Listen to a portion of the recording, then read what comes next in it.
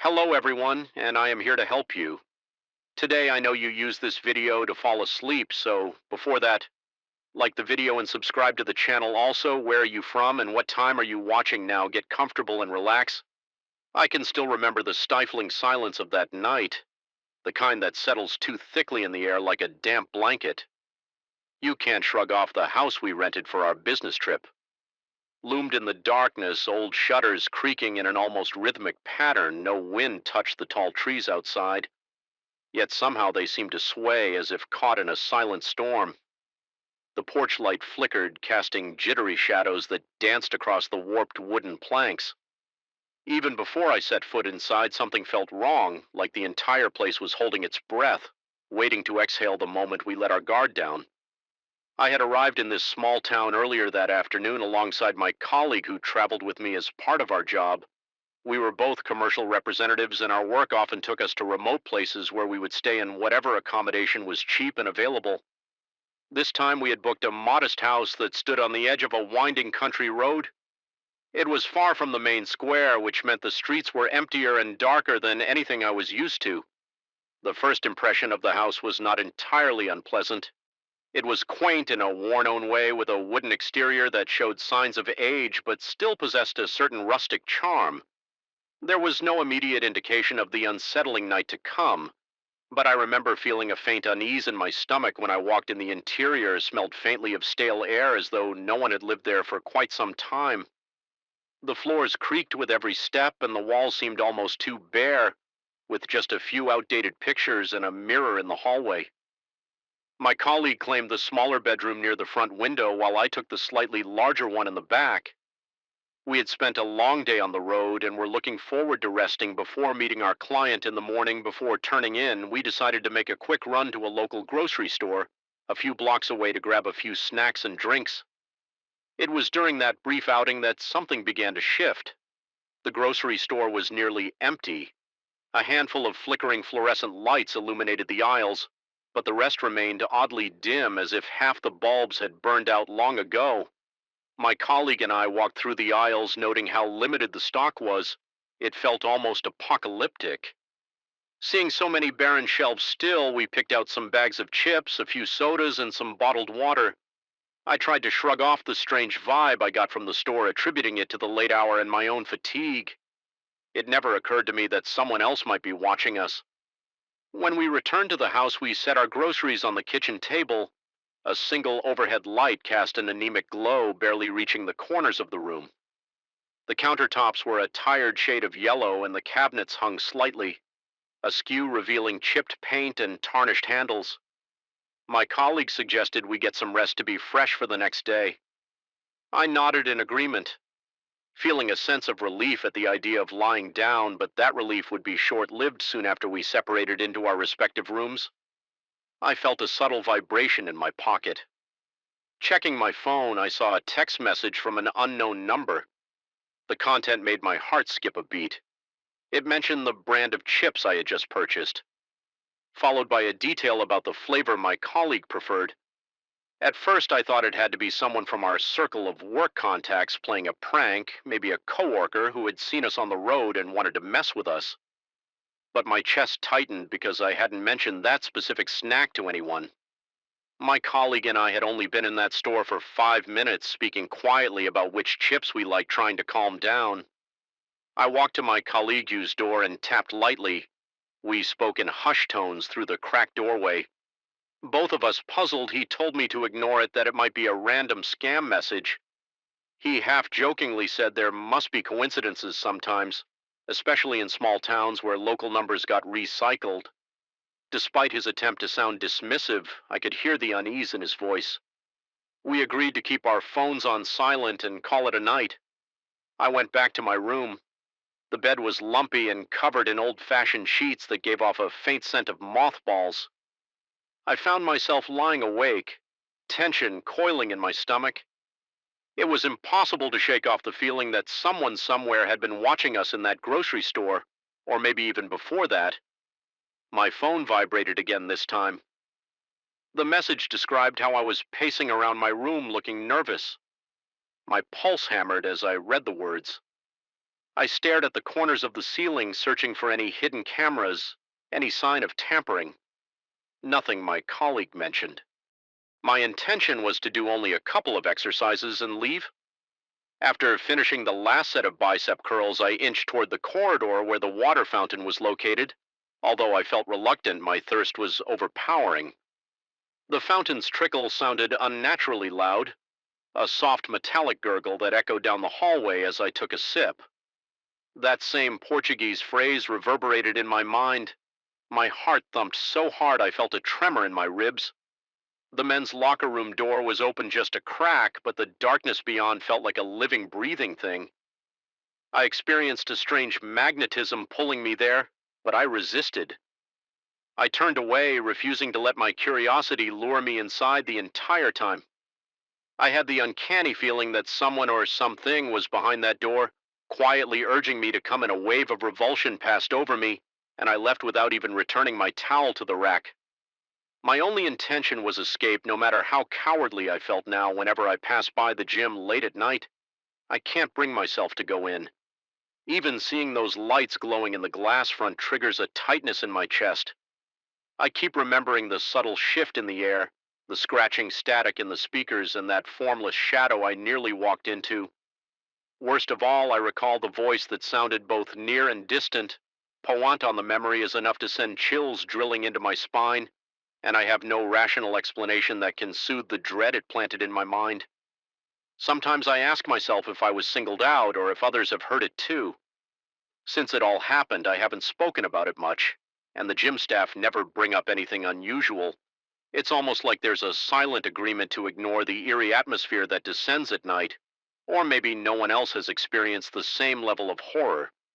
I still find myself wondering if there really was an entity there feeding on fear, or if my mind twisted normal occurrences into something horrifying. Even now, I question my own sanity at times, but the fact remains I heard that whisper, I saw that shape, I felt an oppressive presence in the darkness of that locker room, a sensation so vivid it's impossible to dismiss as a mere trick of light. My body's reactions, racing heart hair standing on end, clammy palms were real and undeniable. That night changed me, and it left an imprint on my psyche that refuses to fade. I've never gone back during those haunted hours, never walked down that flickering corridor alone again. And though I continue my daytime workouts, the fear still lingers in the back of my mind, as if waiting to pounce. The slightest malfunction of a light bulb or the faintest echo in an empty gym can make my stomach seize with panic. I'm always on guard, half expecting to hear that disembodied voice calling out from the locker room, once more coaxing me into a darkness from which I might not return. The worst part is, it leaves me with the uneasy possibility that sometimes the darkness beyond our own reflections is not empty. Something could be there waiting in the silent hush of early morning, inviting us further into shadowed corridors and quiet rooms. And when I remember that creeping dread and that single chilling phrase, I know one thing: I would rather stay outside in the safety of the night air than ever cross the threshold into that echoing void. Again, the air clung to us like a thick invisible film the moment we stepped into that abandoned industrial zone. Something about the place felt inherently wrong, as though it was trying to repel us. Even before we crossed the threshold, the jagged outlines of rusted metal beams against a darkening sky seemed to stand in silent warning.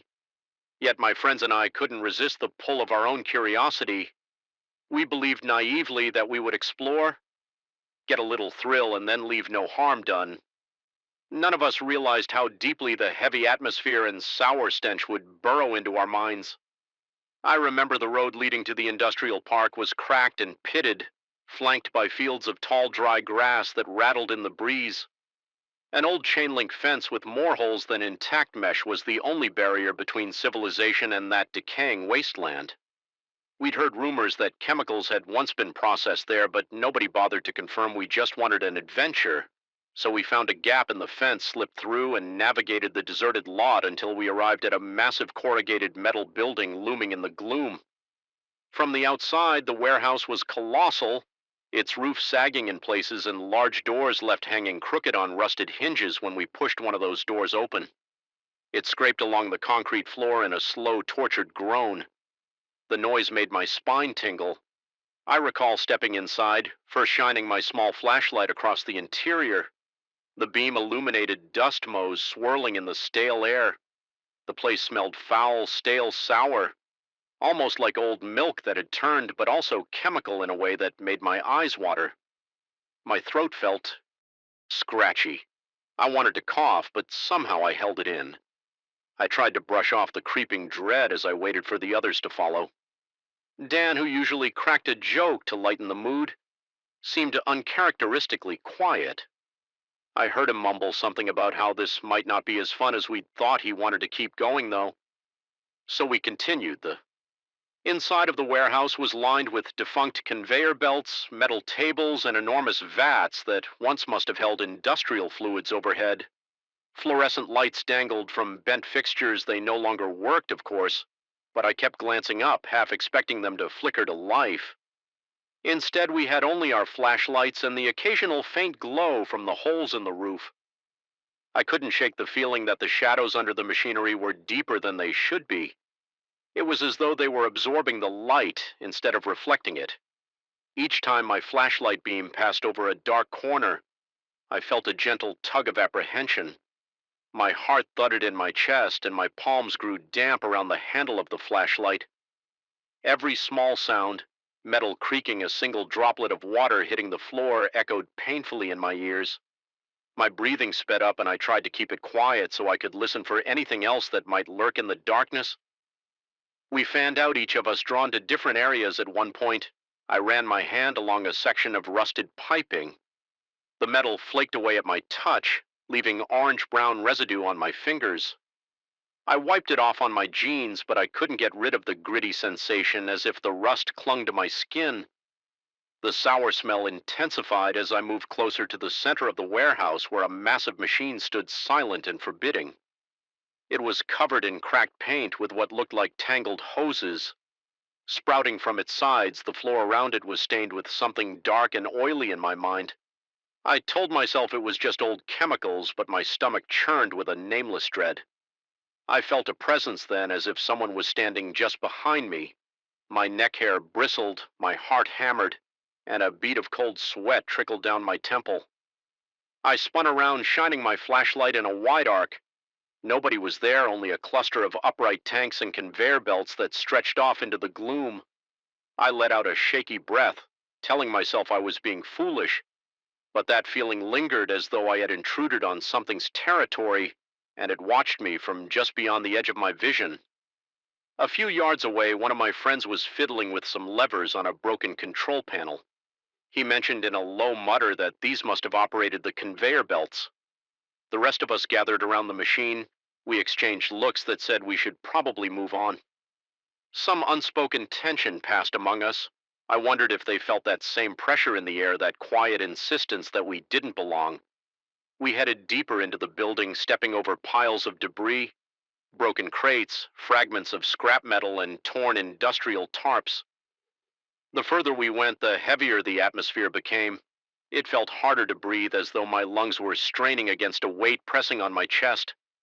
My flashlight flickered once, twice, and then steadied. It was enough to send a jolt of panic through me. The last thing I wanted was for the light to fail in that suffocating darkness. As we approached the back of the warehouse, we found a row of offices sealed behind glass windows.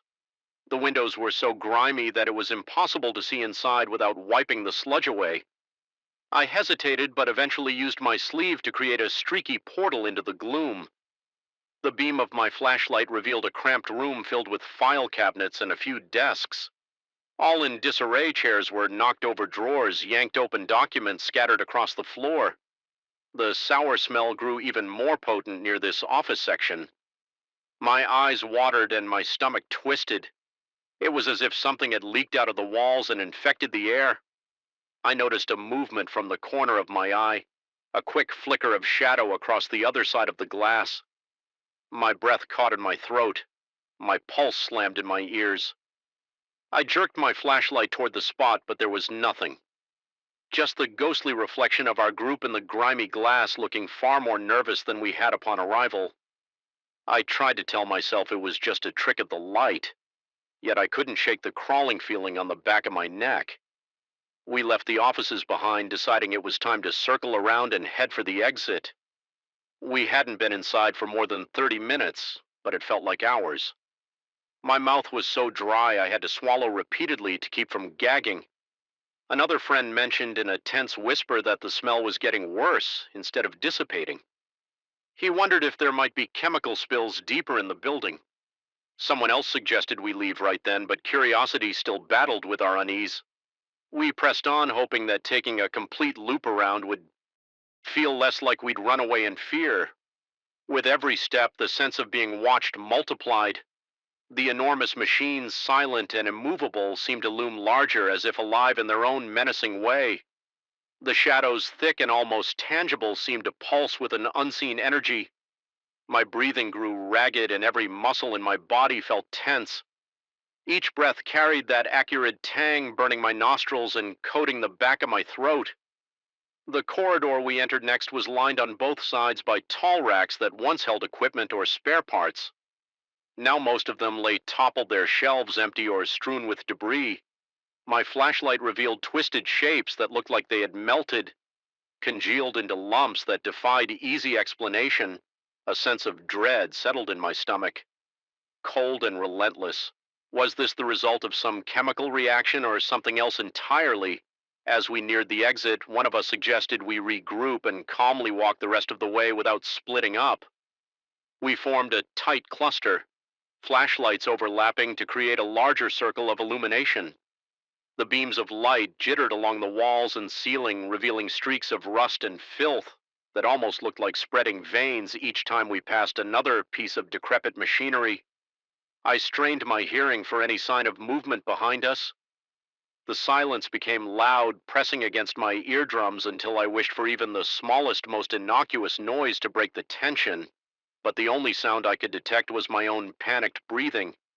Then for a brief moment the sour smell subsided, replaced by a cool draft wafting in from a large set of double doors. Relief surged through my body. I could see the outline of the exit in the weak exterior light. My heart pounded, urging me forward. The feeling of oppression that plagued me was starting to loosen its grip just a bit. But as we drew closer, the entire building seemed to exhale some foul breath of its own. The sour stench hit like a physical blow, worse than anything I had experienced so far. My knees wobbled and I struggled not to retch. I heard my friends letting out muffled curses, covering their mouths and noses. It was as if the place refused to let us leave without one final assault on our senses. A wave of nausea hit me so hard I had to lean against a rusted support beam. My flashlight dropped, clattering to the ground and rolling a few feet away. The flashlight's beam landed on one of the broken machines, illuminating the space beneath it. In an odd angle, for a second I thought I saw something move there, some shape that was not part of the machinery. My vision blurred and I blinked furiously. The shape looked almost gelatinous, quivering in the half-light. It seemed to vanish the instant I tried to focus on it. I forced myself upright. Ignoring the shakiness in my limbs, I retrieved my flashlight and rejoined the group. No one spoke directly, but I caught the stark fear in their eyes. We knew without words that we had to get out. We made a final push toward the exit, refusing to let ourselves be defeated by panic. Yet my heart hammered in my chest and my breath came in ragged gulps. I could feel sweat trickling down my back, chilling my skin in the damp air. The closer we got to those double doors, the more the atmosphere seemed to swirl around us in a suffocating dance. Shadows elongated and warped, distorting the shapes of the machinery into monstrous silhouettes. My flashlight flickered again and I nearly lost my nerve. I told myself to keep it together outside. I could see a sliver of the dark sky, a faint promise of escape from this suffocating darkness. When we finally reached the threshold, I could barely breathe.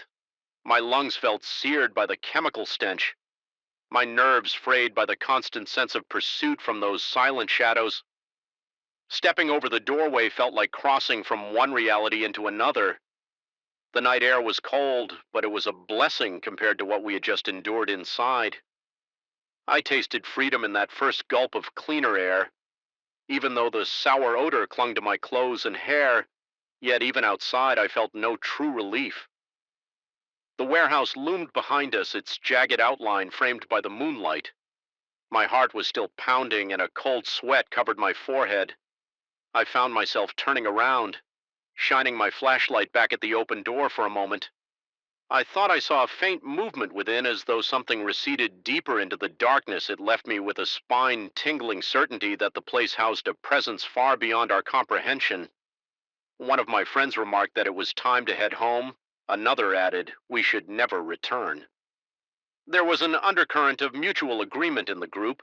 We began to walk away, our flashlights bobbing in the night, but the sense of being followed lingered, as if the dense air from the warehouse had latched onto us. I kept glancing over my shoulder, heart racing each time I imagined a flicker of motion in my periphery. Once we reached the gap in the fence, the night breeze gained some freshness. My eyes stung from the strain of tension and my hands trembled. I was sweating. Despite the cool air, we slipped back onto the deserted street, each step feeling both urgent and numb. I realized my entire body was covered in goosebumps and my nerves felt raw in that quiet. I replayed every unsettling moment in my head, asking myself if I had truly seen those shifting shadows or if my mind had conjured them in the throes of fear. We parted ways without ceremony, each of us carrying that intangible weight back to our homes. Once I stepped inside my room, I dropped onto my bedclothes, still damp with sweat and reeking of that sour stench. My mind wouldn't shut off the images of the dark warehouse corners. The ghostly flicker of movement and the oppressive silence haunted my thoughts. Each time I closed my eyes, I felt that presence near me, lurking in the recesses of my imagination, or perhaps somewhere else. My skin prickled with unease. Sleep eventually overtook me, but it was restless. I dreamed of endless corridors stretching from that warehouse, each one leading deeper into gloom. And every time I turned a corner, I sensed a form slithering just out of sight in the dream. My footsteps echoed off distant walls as I ran in slow motion, my heart pounding so violently I thought it would burst when I jerked awake. My body was slick with sweat, my breath coming in gasps. The darkness in my bedroom seemed thick, but at least I knew I was far from that cursed place. I tried to discuss the experience a few days later with Dan in an effort to make sense of it. He brushed it off lightly at first, then admitted he had been feeling an odd paranoia. Since the night we explored, he didn't go into detail. Just a vague mention of being unable to sleep well and seeing things in the corners of his eyes. I confided I was experiencing the same anxieties. We agreed without hesitation never to return. Neither of us wanted to find out if the intangible presence could manifest itself more concretely. Even now, I can't fully explain what we encountered in that abandoned industrial zone. Perhaps the chemicals left behind played tricks on our senses, warping our perception and conjuring hallucinations.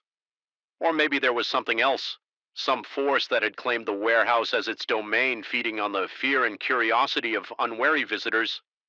I can't decide which explanation scares me more. The days and weeks that followed were marked by sporadic waves of claustrophobia and an abiding sense that I was being observed. My imagination, or whatever had latched onto me, refused to grant me peace at night. When the wind howls outside, I sometimes catch a whiff of that sour odor, and my heart kicks into overdrive. My palms get slick and a chill spider walks up my spine. It's enough to send me reeling back into the memory of that dismal, reeking corridor. Yet the strangest part is that none of us ever reported any physical ailments beyond the lingering psychological horror. No mysterious illnesses, no rotting shoes from chemical spills, no tangible proof that the place had harmed us physically. The only residue was mental, a wedge of dread lodged deep in our minds. Sometimes late at night, I wonder if that intangible presence found a way to follow us home. Silent and invisible, waiting for the right moment to make itself known. I've kept quiet about the incident for the most part, only discussing it with those who were there. We have a mutual unspoken pact that we will not entertain the idea of exploring abandoned sites anymore.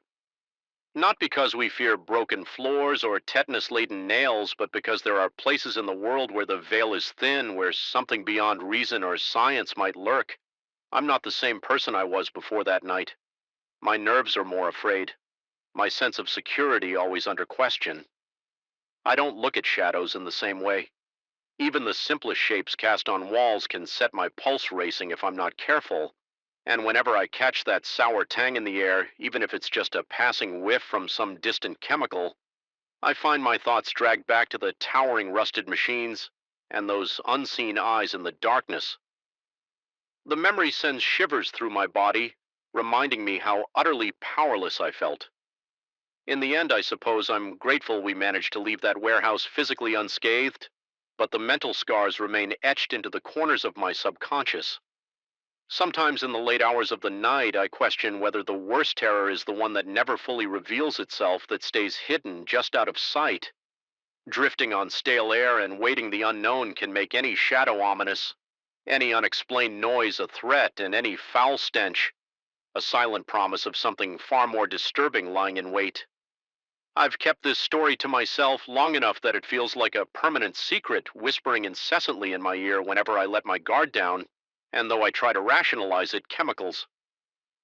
Old machinery and overactive imagination, there's a piece of me that knows the truth lies beyond those surface explanations. Something was there, something hungry or angry or simply alien. It reached into my mind that night, left a fingerprint of dread, and ensured I would never forget the way my heart thundered in my chest when it felt like we were trespassing on forbidden ground. We never did return, and I have no intention of ever stepping foot in that forsaken building again. Even the memory of the air thick with that nauseating stench is enough to make my mouth go dry and my pulse accelerate. Sometimes in my quieter moments, I wonder if that presence still waits among the rusted machines shifting in the darkness, listening for the sound of intruders, and if it does, maybe we're the lucky ones. Maybe it was never meant to be seen or understood, but the knowledge that it exists or might exist is enough to keep me on edge whenever I pass by an old decrepit structure. Because once you feel that oppressive air and sense that living darkness pressing against your mind, there's no return to blissful ignorance. You carry the fear with you, tucked away like a foul secret, haunting you with every breath.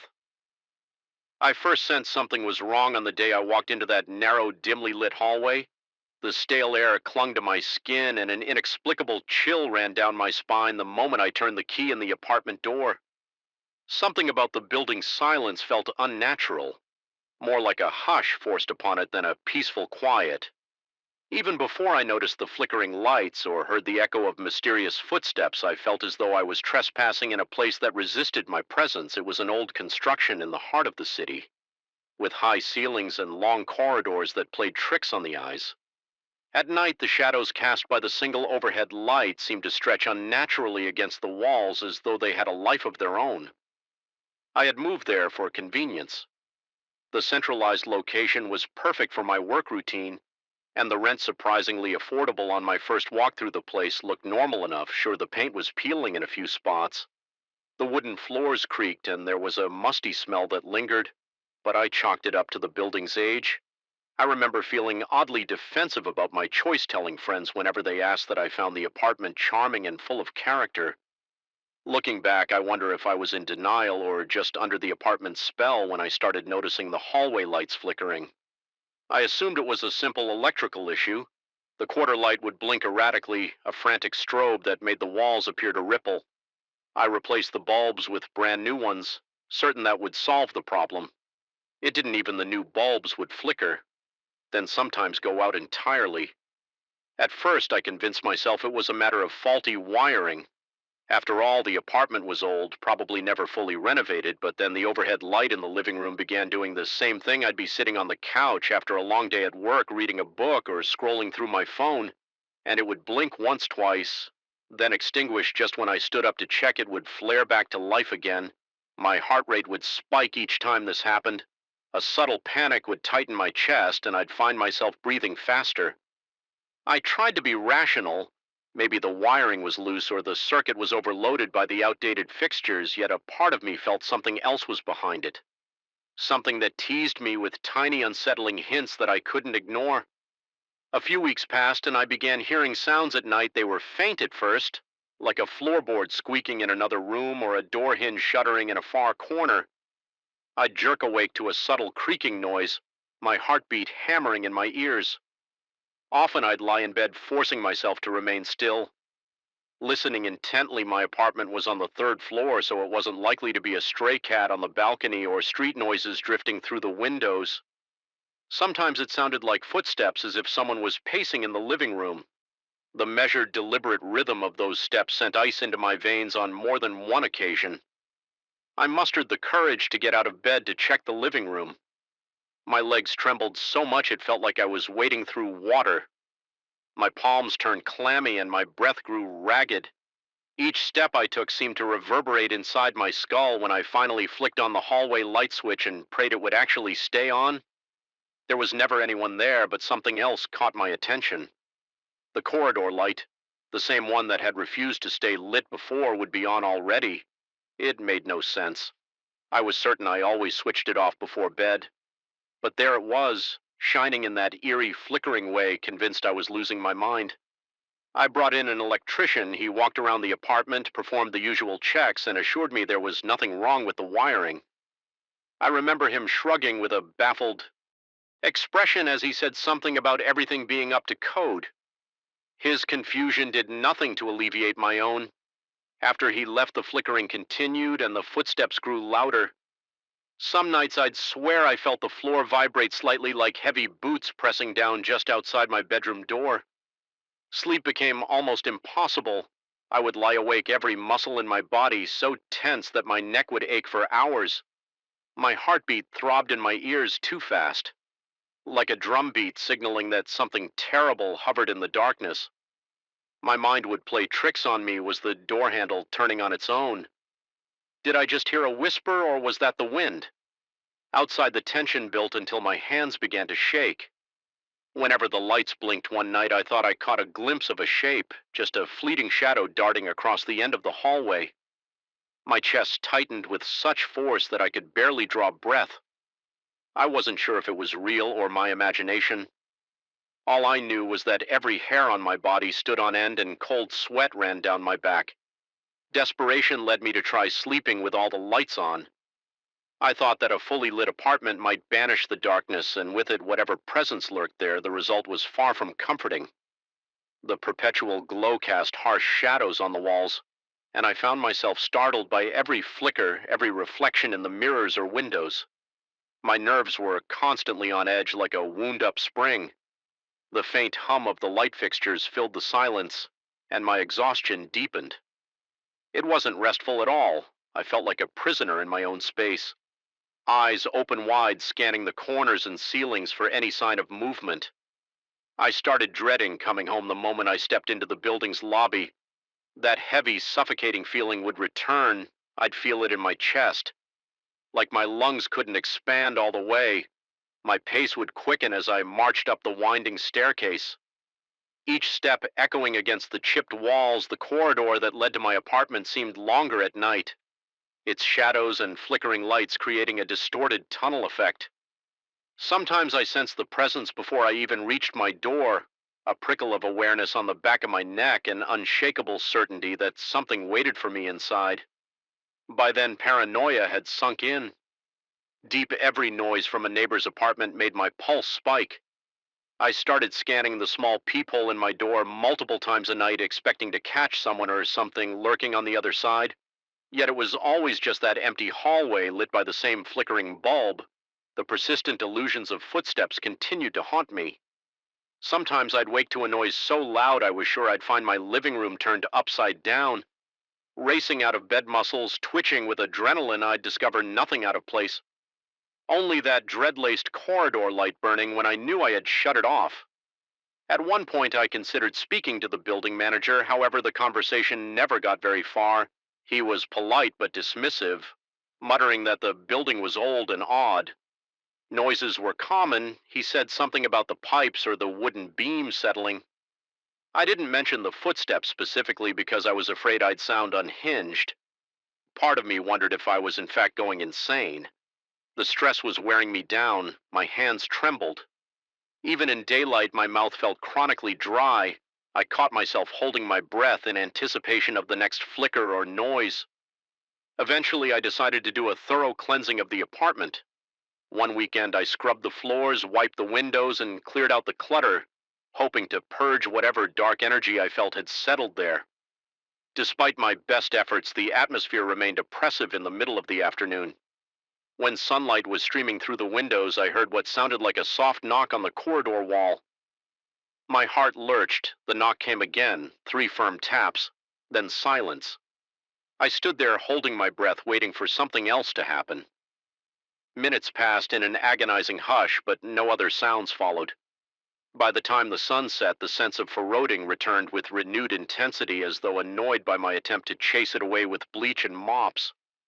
My dreams, when I managed to slip into restless sleep, were plagued by bizarre images, hallways that stretched on for miles, doors that led nowhere or opened to reveal infinite darkness, flickering lights that popped and sparked, raining hot embers that never quite touched the ground. I'd wake up drenched in sweat pulse hammering, only to discover the corridor light shimmering beneath my bedroom door, casting a slim beam of unstable illumination into my room. On multiple occasions, I remember launching from the bed to yank the door open, expecting to catch an intruder, but the hallway was always empty, the bulb overhead swaying slightly in a breeze I could never feel.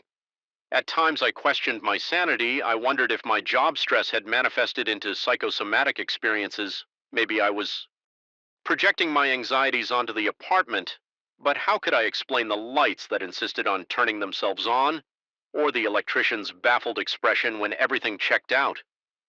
Fine, the rational part of me kept trying to offer explanations, but the mounting terror in my gut refused to subside. My nervous system was in constant overdrive, heart pounding, hands shaking, stomach twisted in knots one particularly harrowing night. I was jolted awake by a series of loud bangs like heavy fists slamming against the living room walls. I rushed out of bed, every muscle in my body tense and rigid. My throat felt as though it was closing up, and a thin film of sweat coated my forehead. Approaching the living room felt like stepping into a nightmare. The corridor bulb was in one of its flickering cycles, casting a strobing effect along the walls. In that uneven light, I saw a distortion in the corner of the living room, as if the shadows there were shifting. My pulse thundered in my temples, the shadow swelled, coalescing into a darker shape, then abruptly vanished. I stood frozen, heart pounding so furiously that it drowned out all other sounds. I realized I couldn't stay there much longer. My body was running on fumes and my nerves were shot. By then I could barely function at work. My thoughts kept drifting back to the apartment's mysterious phenomena. That sense of being watched never left me, as if a pair of eyes lingered just behind every door. The flickering lights had grown more erratic sometimes, in sync with my own sharp intakes of breath. As if reacting to my fear, I felt trapped, pinned down by forces I couldn't understand. 2 days later, I decided to spend the night at a friend's place. I needed some distance, some clarity of thought. My friend asked why I looked so pale, so exhausted, so on edge. I tried to explain, but the words sounded feeble. Footsteps, flickering lights, a sense of being watched. He listened politely, but was skeptical, though he did mention that sometimes old buildings carry strange histories. He offered me his couch and told me I needed rest.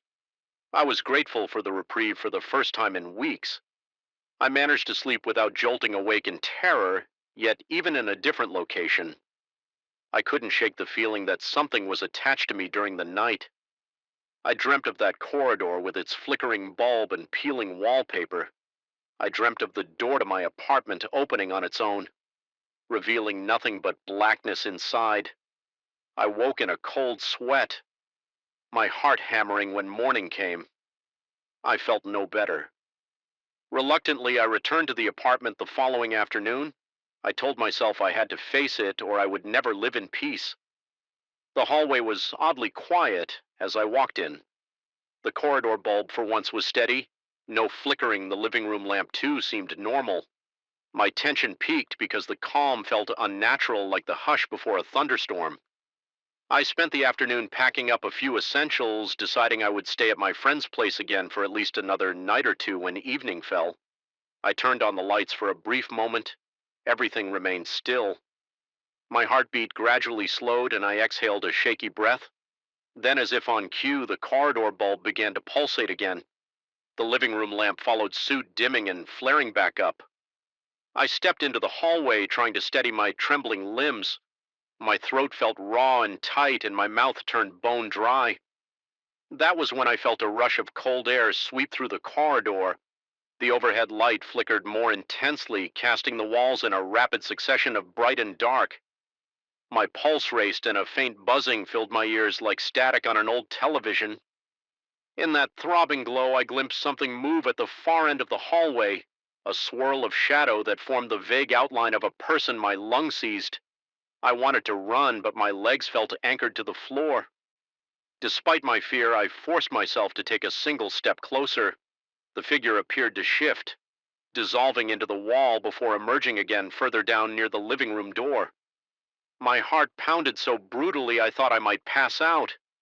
I felt a wave of nausea and an overwhelming urge to scream, but my voice caught in my throat as I inched closer. The flickering reached a frantic rhythm, and my vision wavered like I was on the verge of blacking out. I could smell something damp and metallic in the air, a scent that made my skin crawl.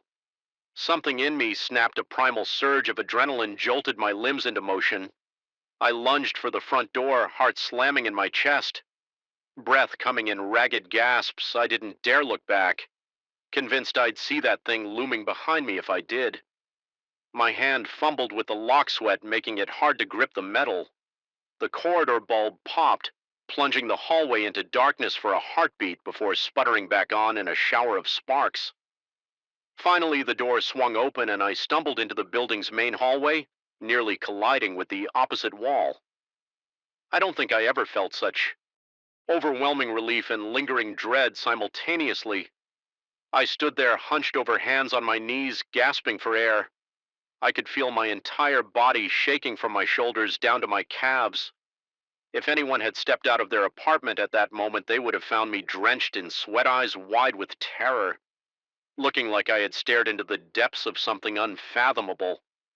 Leaving was the only option that felt right. Over the next few days, I arranged to terminate my lease. The building manager gave me a hard time, but I didn't care. I never spent another night in that apartment.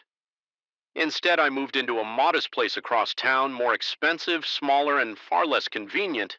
But for the first time in weeks, I slept with the lights off, with no strange footsteps or flickering bulbs to torment me.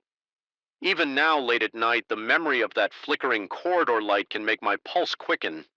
There's a sense that I brushed up against something beyond my understanding, a presence or force that lingered in that apartment like a living stain. I often lie awake haunted, not by the possibility that it followed me, but by the terrifying notion that it was never just the building's past or faulty wiring. Some places simply hold on to echoes of energies best left undisturbed, and I'd been unfortunate enough to stumble right into one of them.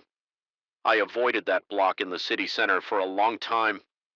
The few times I passed by in daylight, I felt a cold tingle slide along my neck as I glanced toward the windows of that old apartment.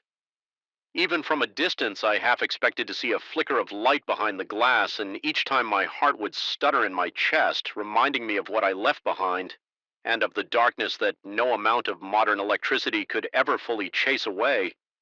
It began with a feeling, an itch at the back of my mind that I couldn't scratch, a faint electric buzz in the stillness of my own home.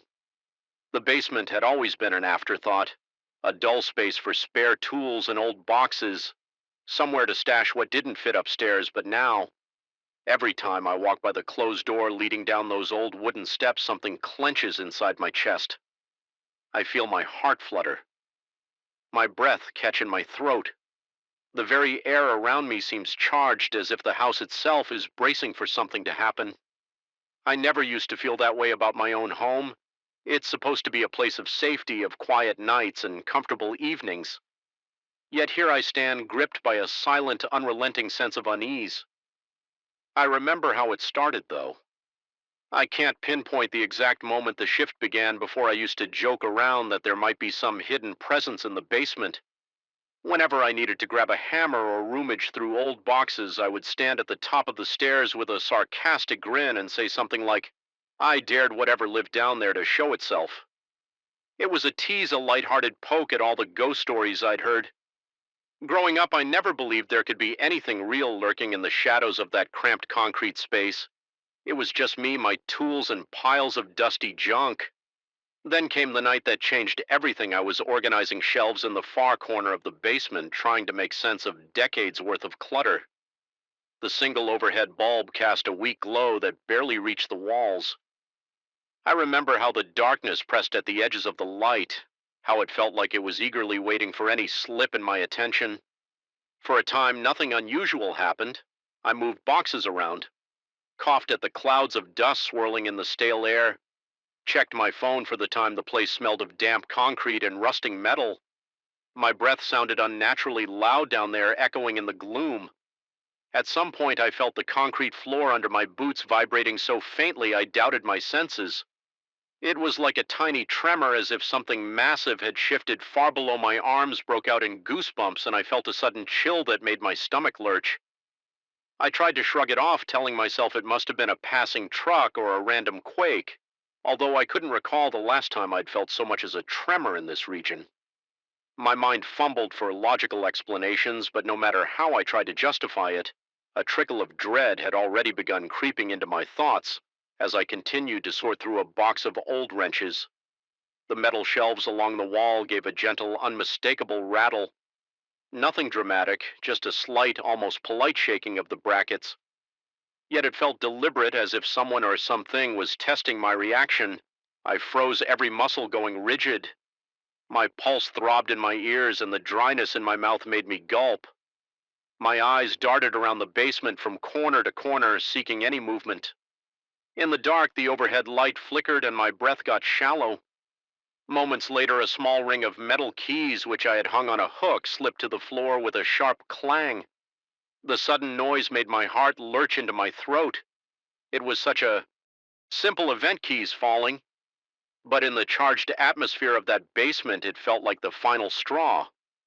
My skin felt prickly, sweat trickled down my neck, and I realized I was trembling as the final echo of that metallic clang dissipated. I could have sworn I heard something else, something like a breath or a low hiss. It was too faint to be sure if I wasn't just imagining it. That alone was enough to send my panic into overdrive. My rational mind insisted it was all coincidence, an unsteady shelf, a loose hook, an overactive imagination. But fear flooded my body, pounding in my chest. I didn't even bother to pick up those keys. I dropped everything, turned, and bolted for the stairs. My hands shook so badly I fumbled twice with the doorknob at the top before managing to fling it open. Then I rushed out, slammed the door behind me, and found myself panting in the hallway, sweat cooling on my forehead. Despite the warmth of the night, I stood there listening, half expecting to hear footsteps or something heavier following me. There was only silence. That night, I couldn't bring myself to go back down. In fact, I avoided it altogether for days, maybe weeks. I lost track because I forced my mind to push that unsettling memory away, but the basement refused to let me forget. Subtle reminders began cropping up at odd hours late at night when I was trying to sleep. I'd hear a gentle tap, tap, tap coming from behind the basement door. Sometimes it was so soft I convinced myself it was just the house settling, but other times it came with a distinct rhythm, like knuckles rapping on wood. My heart would skip a beat, sweat would break out on my palms, and I'd lie there wide-eyed, staring at the door as if it might burst open at any moment. I told myself I was being silly. I'd think about how I used to scoff at ghost stories and people who claimed to sense presences in the dark. I was practical, grounded in reality, yet every time I woke up in the dead of night to those knocks, my body betrayed me. I couldn't slow my breathing. I felt my own pulse thudding in my temples. A sour taste of dread filled my mouth, and more than once I imagined the door handle rattling. I never worked up the nerve to check something in. Me insisted that if I opened that door at 3 a.m., I'd see something that would unravel my sanity. The worst was how the paranoia leaked into my everyday life. Even during the day, I found myself glancing over my shoulder when I walked past a mirror, worried I might catch a glimpse of something behind me. The house felt colder. The walls seemed to press in on me. I stopped sleeping well, plagued by nightmares that blended the basement with strange shapes creeping in the darkness. My hands would tremble while making coffee in the morning, and more than once I spilled half the mug on the floor. I kept telling myself it was just stress, that everything would be fine if I focused on more mundane tasks. Yet a persistent tension coiled in my chest, a quiet voice warning that the basement was more than just a storage space. Now it was infected with a presence I had invited on one particularly restless night. I heard a single deliberate thud against the basement door. My heart jolted so violently that my arms went numb. I lay in bed paralyzed, uncertain if I'd truly heard it or if my mind had conjured it from half leap. Then another thud came, heavier and slower. I imagined in horrifying detail some shape pressing its weight against the other side of the door, testing it.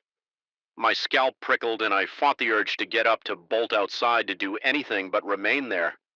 Frozen sweat gathered at my temples, trickled down the sides of my face, and I realized I was gripping my sheets so tightly my knuckles ached in the morning.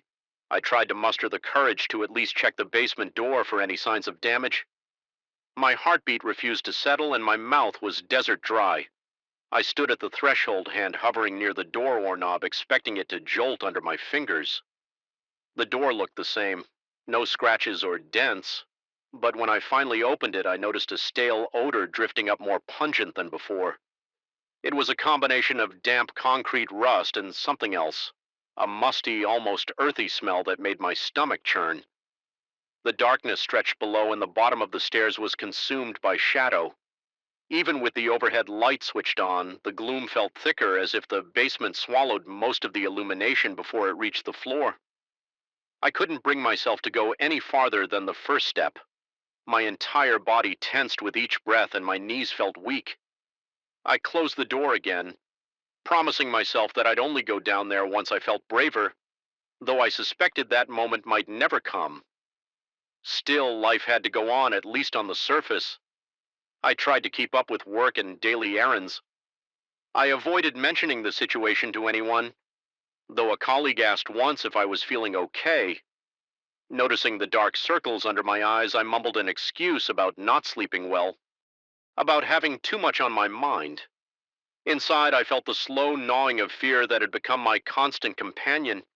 Even mundane moments felt charged. I'd jump at the sound of a drawer closing too hard, or the hum of the refrigerator at night. My shadow on the walls took on menacing shapes in my peripheral vision. My mind began to distort ordinary sights and sounds, weaving them into a tapestry of dread. Eventually, curiosity or desperation got the better of me. I decided I couldn't let myself be ruled by an empty basement. One weekend afternoon, determined not to be a prisoner in my own house, I steeled myself to go down there. The sunlight streaming through the living room windows did bolster my courage slightly. I told myself that daylight would keep anything at bay, that it was probably all in my head anyway. I armed myself with a flashlight, even though the basement had an overhead bulb, and stepped onto the creaking wooden stairs. Each step felt like a betrayal of my own instincts. My throat tightened and the flashlight shook in my clammy grip. At first all seemed quiet. The glow from the bare light bulb overhead cast long, distorted shadows across the walls. My dusty shelves stood silent, the clutter on them appearing unremarkable, but my pulse hammered mercilessly in my chest, and the sweat beaded on my brow as I moved deeper into the basement. I caught a glimpse of movement at the edge of my vision. Something black and indistinct darted behind a shelf in the corner. I nearly dropped the flashlight, my breath hitching in my lungs, stepping closer. I tried to see if there was anything there, a rodent perhaps, or just my imagination. All I could make out was the rough concrete wall and some stacked boxes, but the air felt colder around me, pressing against my skin as if it had weight. I tried to calm myself by organizing a few tools, wiping down some surfaces, yet every so often I heard faint rustling sounds. Sometimes they seemed to come from the far side of the room. Other times from directly behind me. My head whipped around more times than I care to admit, and each time I found nothing but empty corners. My breathing grew labored and my vision blurred at the edges. With the adrenaline coursing through my veins, I was on the verge of bolting back upstairs when a soft vibration rocked the shelves again. It wasn't violent, more like a pulse that resonated in the concrete floor. My stomach lurched and the flashlight beam swayed wildly with my trembling hand. A quiet scraping sound reached my ears. It came from near the foundation, low to the ground, as though something was clawing the concrete from the other side. I felt my insides twist into knots. My mind raced with all sorts of explanations, pipes expanding, wind through a crack in the wall, maybe an animal scratching. But the noise had a deliberate rhythm, a kind of slow, deliberate scrape. Pause. Scrape. My vision swam and I nearly lost my balance. For a moment I questioned my grip on reality. Was I losing my mind, or was there truly something in this basement? That creeping sense of doom became overwhelming. My limbs were shaking so hard that I couldn't keep my flashlight steady. I imagined something monstrous on the other side of that wall, dragging its nails along the concrete. Waiting for an invitation or a moment of weakness to break through it was pure insanity. Yet it felt more real than anything I'd ever experienced. Unable to endure another moment in that oppressive atmosphere, I stumbled toward the stairs, tripping on the last step and smacking my knee against the edge of a box. Pain flared, but it barely registered through my panic. I lunged for the door, slammed it shut behind me, and pressed my ear against the wood. My chest felt tight, and I sucked in air with audible gasps. I heard only my own pounding heartbeat, but I couldn't shake the certainty that if I lingered even a second longer, I'd feel something on the other side pressing back from that day. On the sound of knocks, thuds, and subtle vibrations grew more frequent, even if they were faint. My ears caught them like nails on a chalkboard. Each event chipped away at my composure, driving me to the edge of paranoia. I began to suspect that some entity had indeed responded to my careless mockery. Maybe not a tangible ghost or demon, but a presence conjured by my own mind. Either way, it was powerful enough to invade my thoughts, twist my perceptions, and rattle the foundations of my sanity. The days blurred together in a haze of anxiety. I wondered if I should move out, hire someone to seal the basement, or consult a paranormal investigator.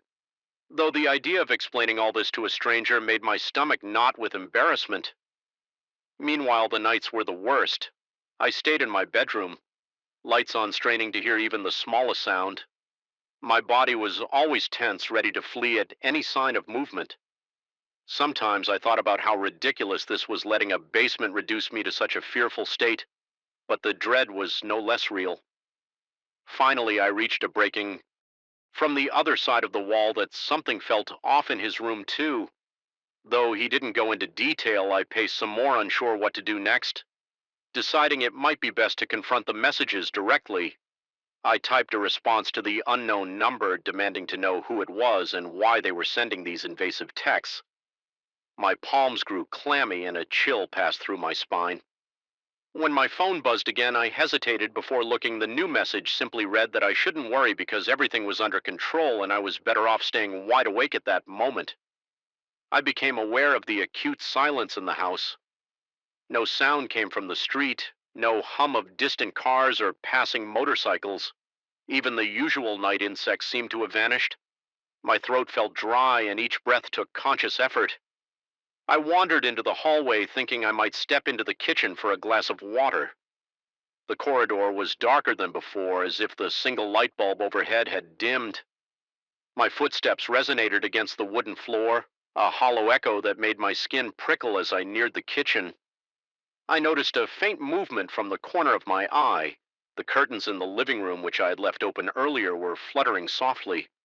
Although no draft came through the closed windows, they swayed in a gentle but unmistakable pattern, as if guided by unseen hands. The pit in my stomach deepened. I turned on the light in the living room, only to find the bulb flickered once and then died. My heart pounded so violently I could hear the blood rushing in my ears in the dim glow from the kitchen. I saw the curtains come to a standstill, dropping limply back against the window frame. I told myself it had to be some quirk of the old house, maybe a vent or some gap in the wall. Desperate for any semblance of normality, I went into the kitchen and turned on the faucet to fill a glass. The handle felt stiff and the water took a few seconds to come out. It was lukewarm and the pipes groaned as if resenting my need for a drink. After my first sip, the lights overhead flickered in that fraction of a second between brightness and darkness. I saw something dart across the hallway, something tall and shadowy. I nearly dropped the glass. my heart racing so fast I thought I might pass out.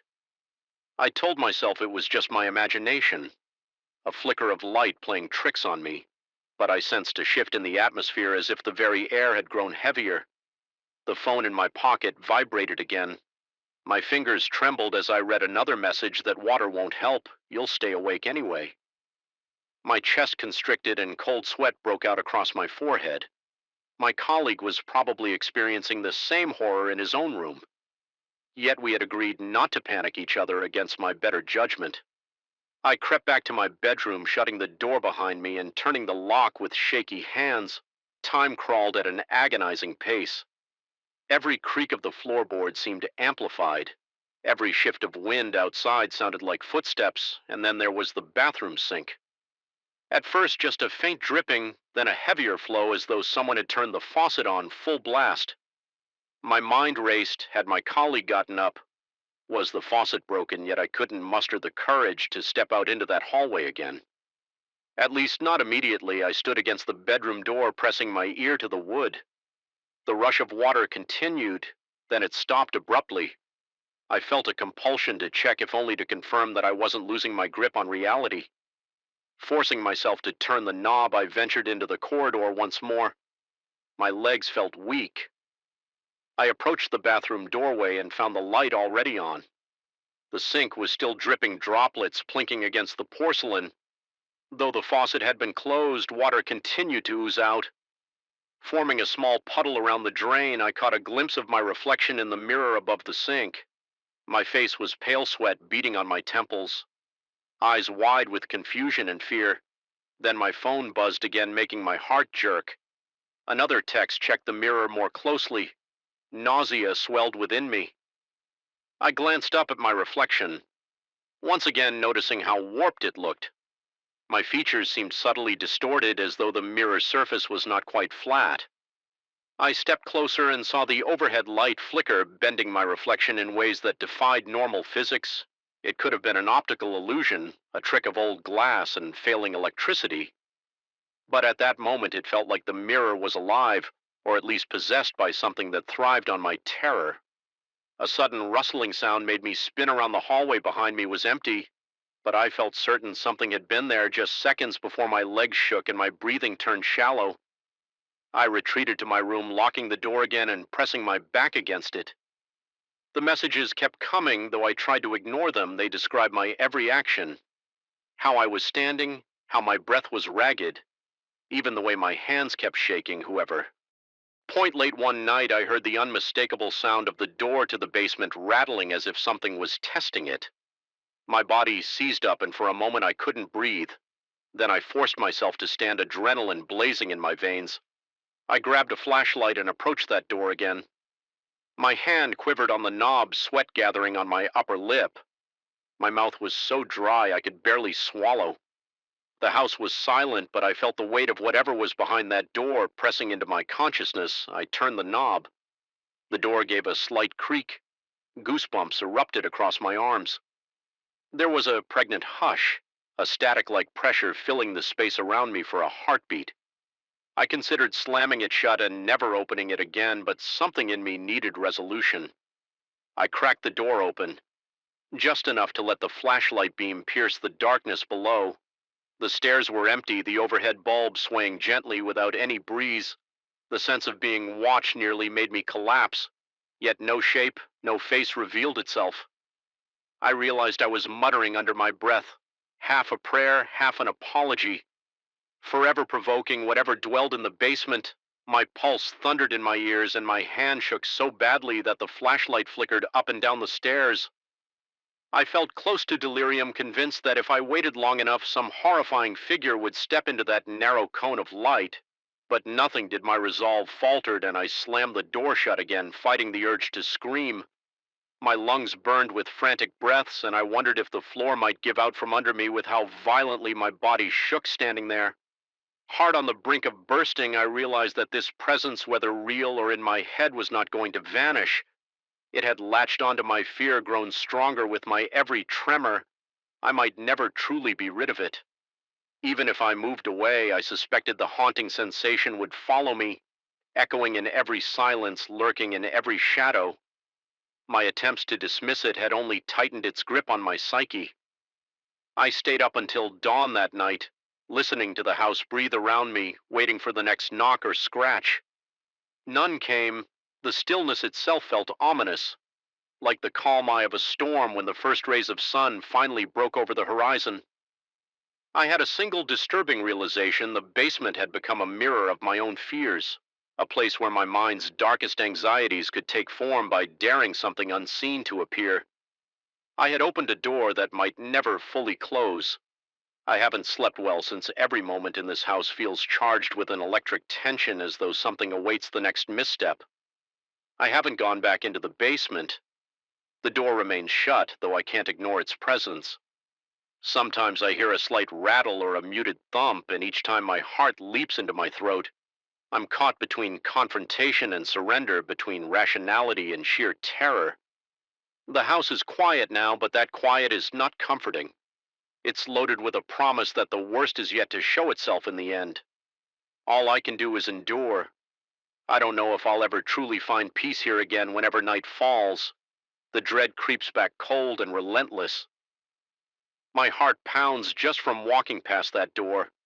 My body tenses with the memory of shaking shelves and falling keys. The tension feels endless, a silent occupant that shares these walls with me in every knock in the night. Every subtle vibration reminds me that once you invite something unseen to reveal itself, you can never really send it away. The horror remains waiting in the darkness below. Knew something was off. The moment I first stepped into that corridor, it was the single path from my bedroom to the kitchen, a narrow stretch of creaking floorboards and wavering shadows that twisted in my periphery. Even on that first night, I felt it a prickling at the back of my neck, like a chill seeping from the walls and tapping against my spine. I told myself it was just the age of the house, just the way old wood can moan and sigh in the night. But deep down, I suspected there was more to it.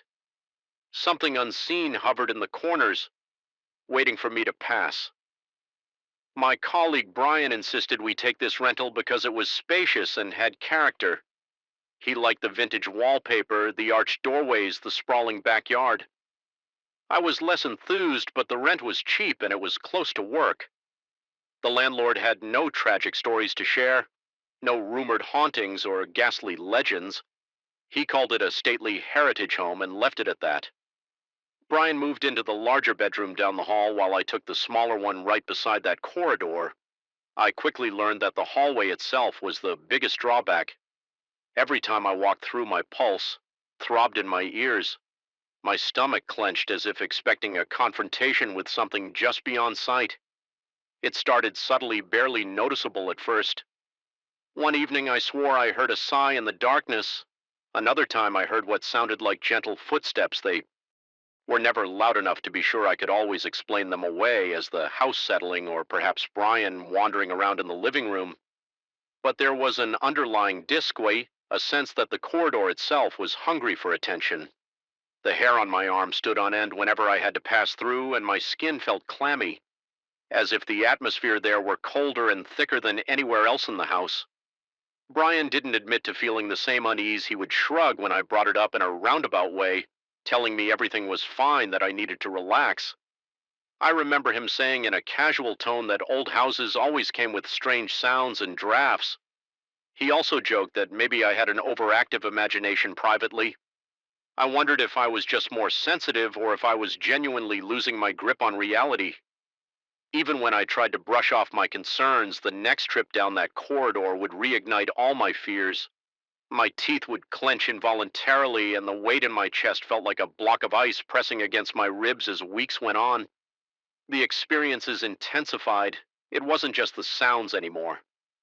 I started noticing shapes in my peripheral vision, something dark and still, just standing there at the edge of the light, always gone. When I turned my head, sometimes it looked like a figure about my height, a smudge of shadow that felt profoundly wrong. Other times I sensed a presence looming behind me. My heart would pound so hard I could hardly breathe. My palms became slick with sweat, and I had to fight the urge to bolt for the kitchen or retreat to my room. The corridor was merciless, demanding attention.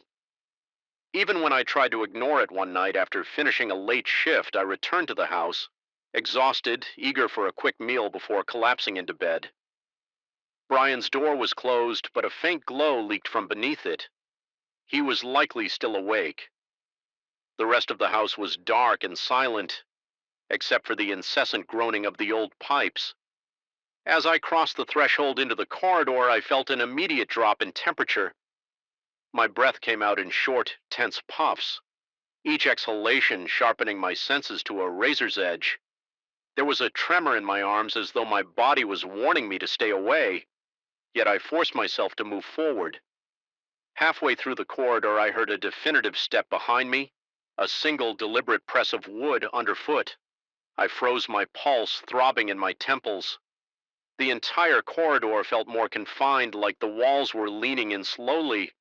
I turned my head, expecting to see Brian, or maybe my own shadow cast strangely, but there was only darkness, a cold, uncanny emptiness that made my stomach twist in knots.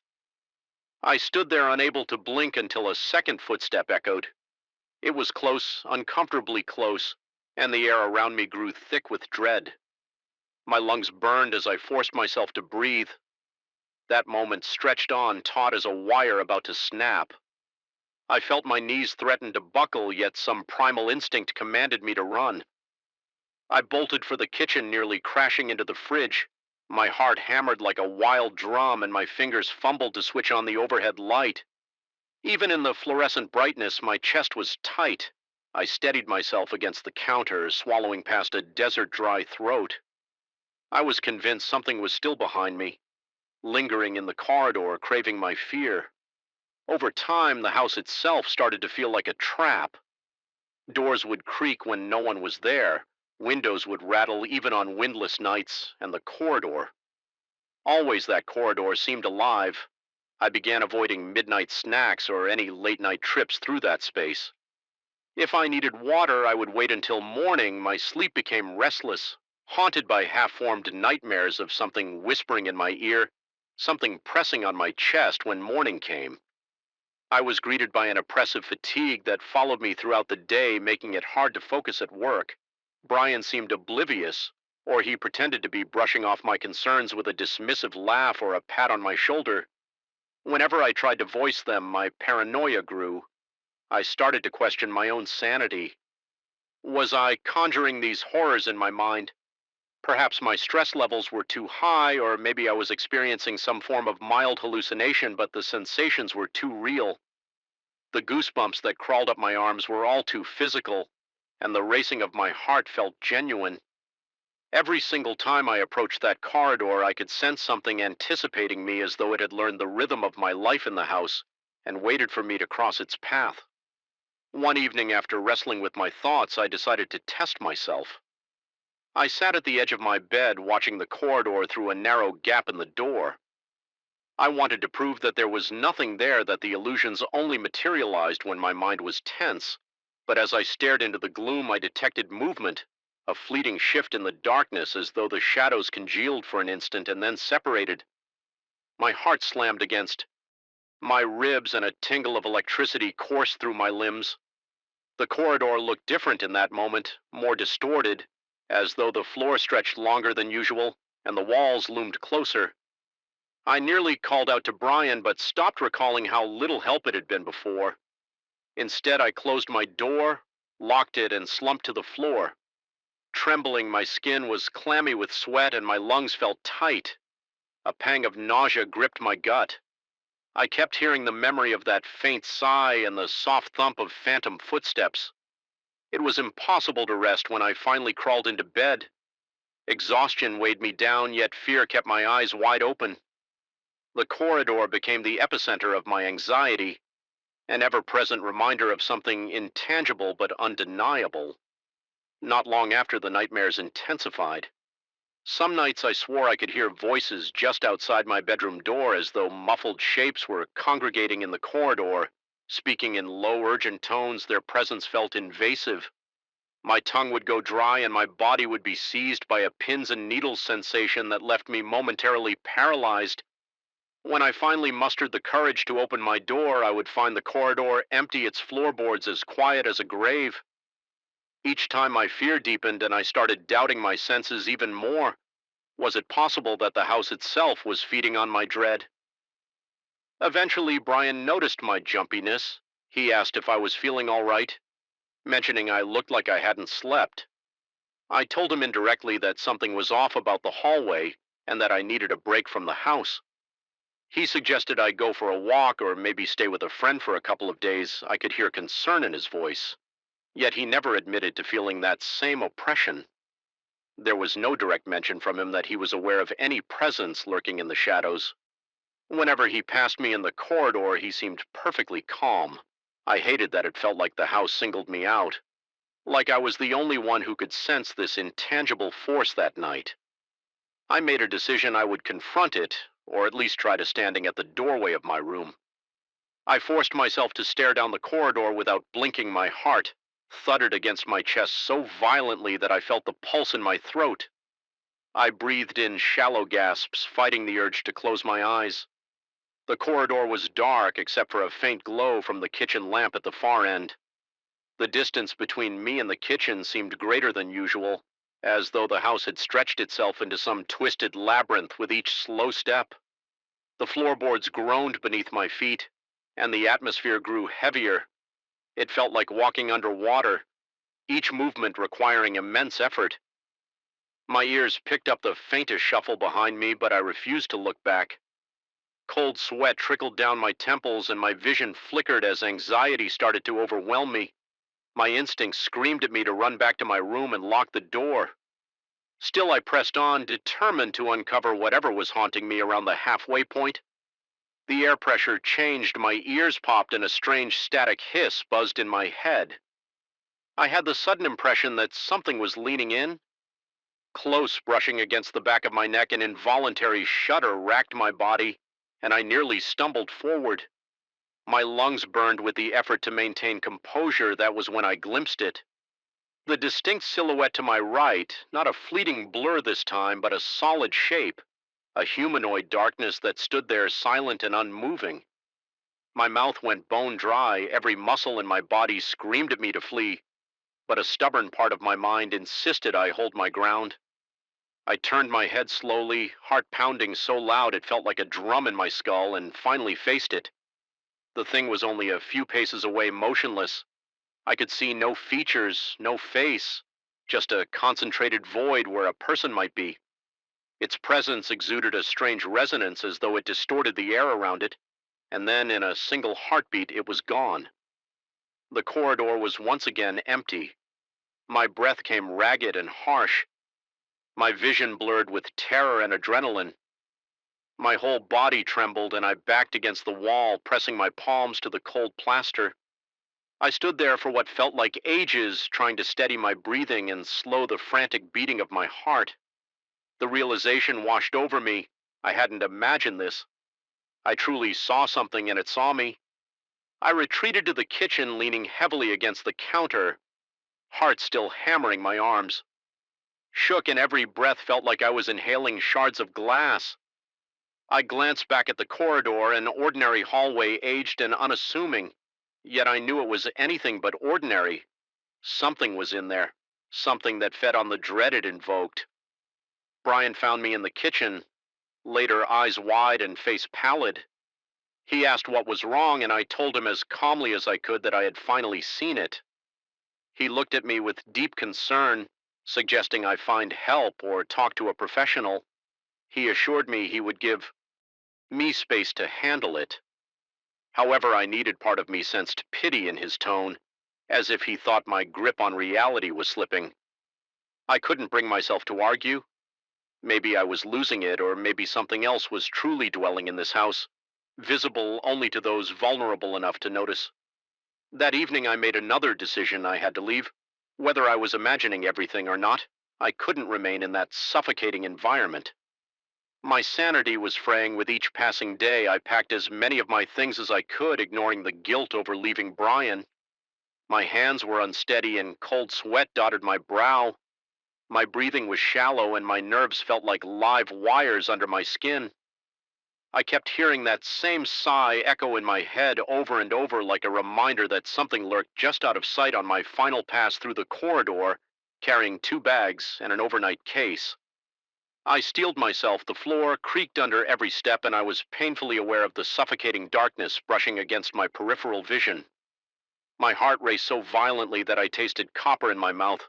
As I reached the far end, a sudden and overwhelming weight enveloped me, a pressure that made my knees buckle.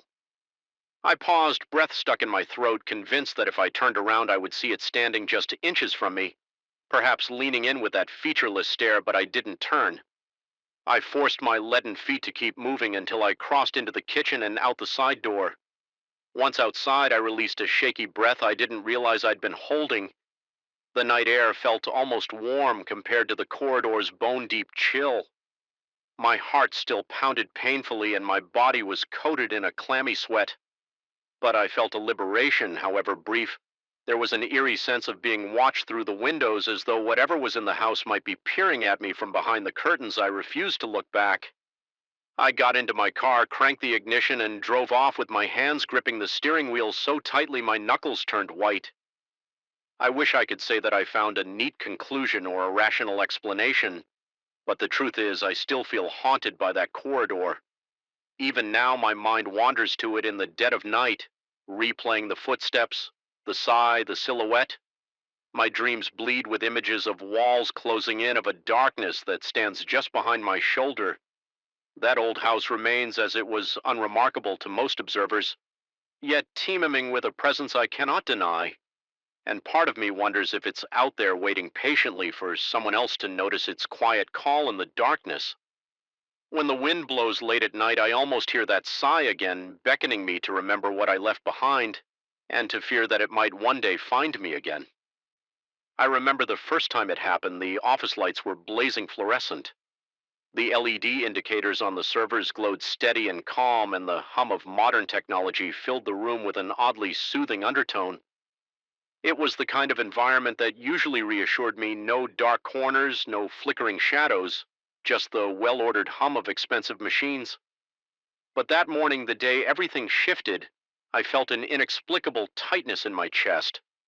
The moment I entered, something about the air felt heavy, thick, as if charged with a subtle yet palpable energy. My heart began to pound, a quiet but insistent drum, and I couldn't explain why there was no visible threat. Nonetheless, my mouth went dry and a queasy anxiety bloomed low in my stomach.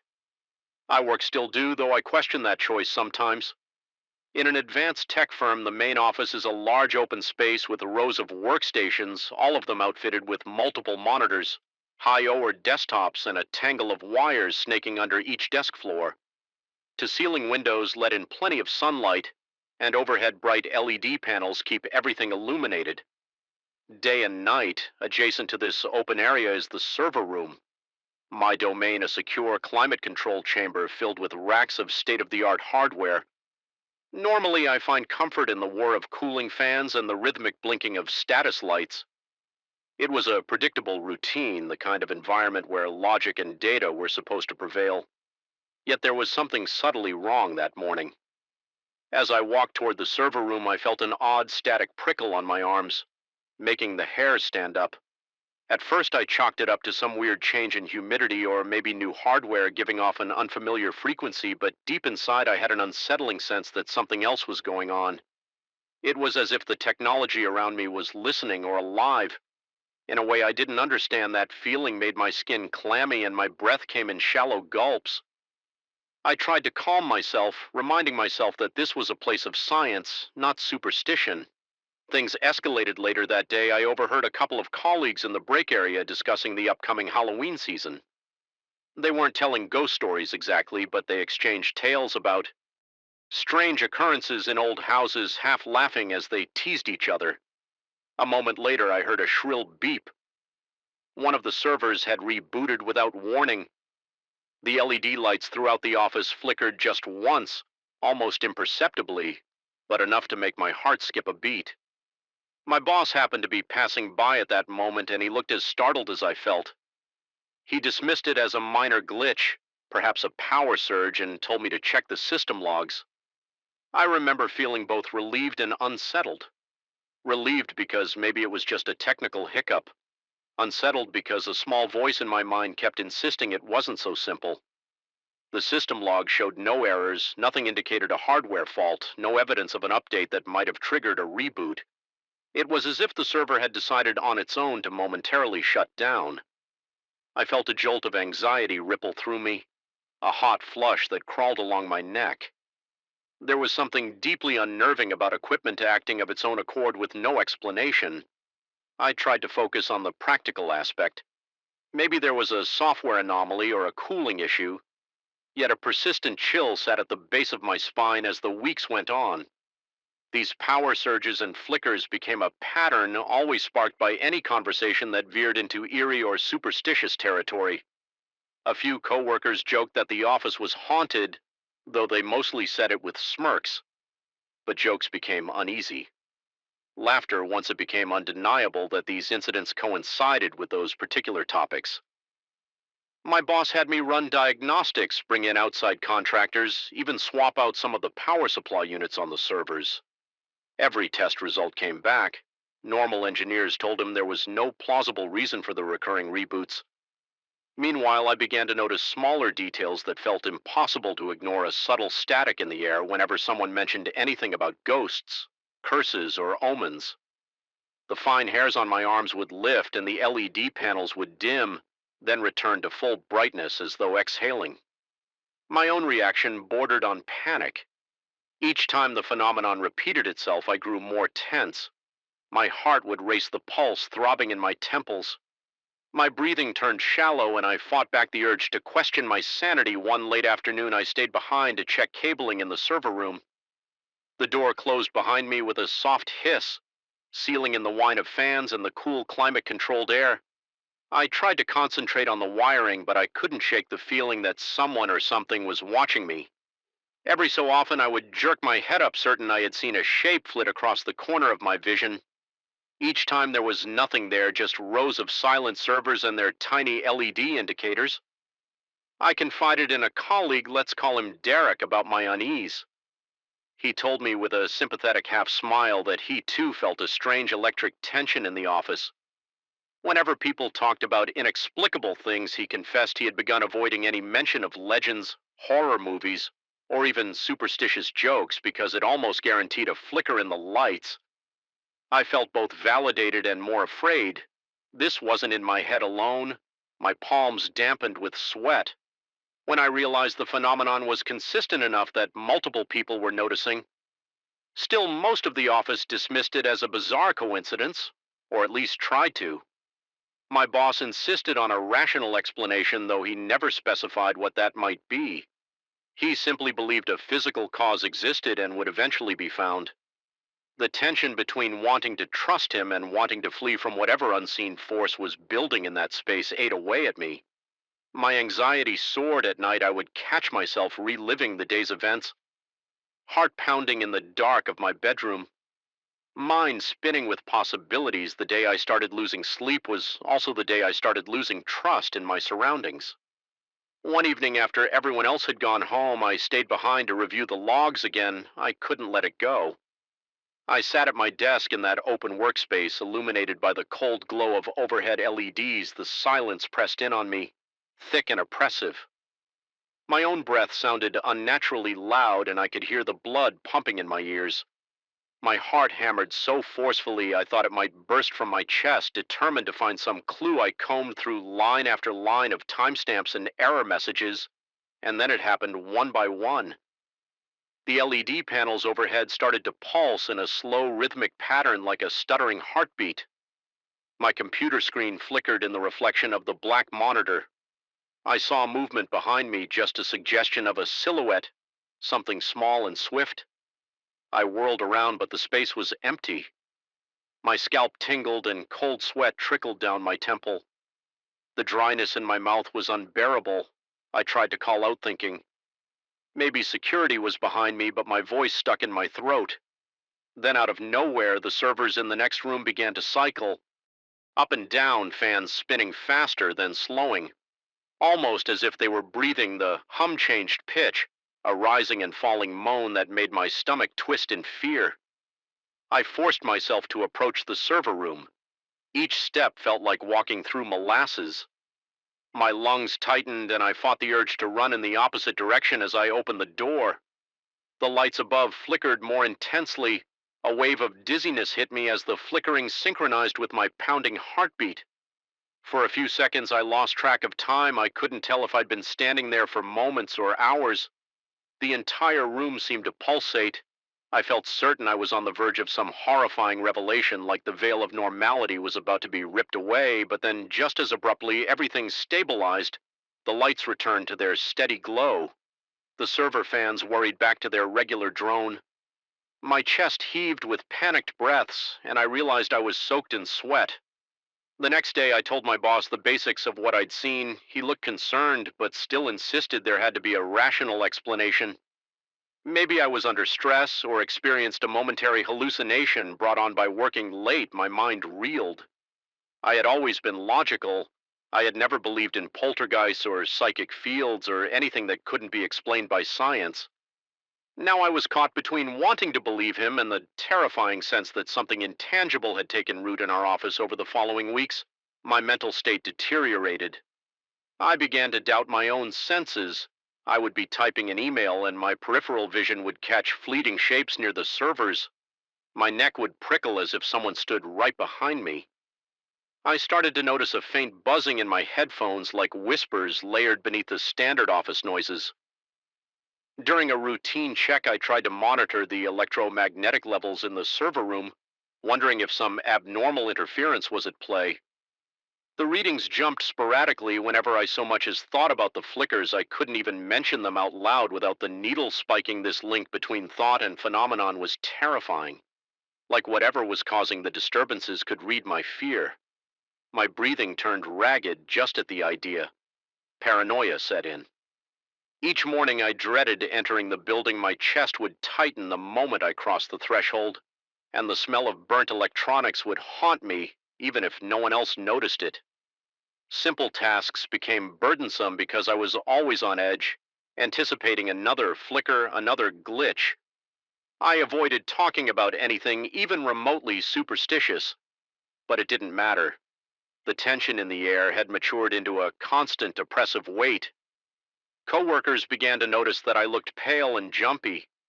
Some quietly asked if I was all right, but I could see the uncertainty in their eyes, as though they suspected I might be unraveling.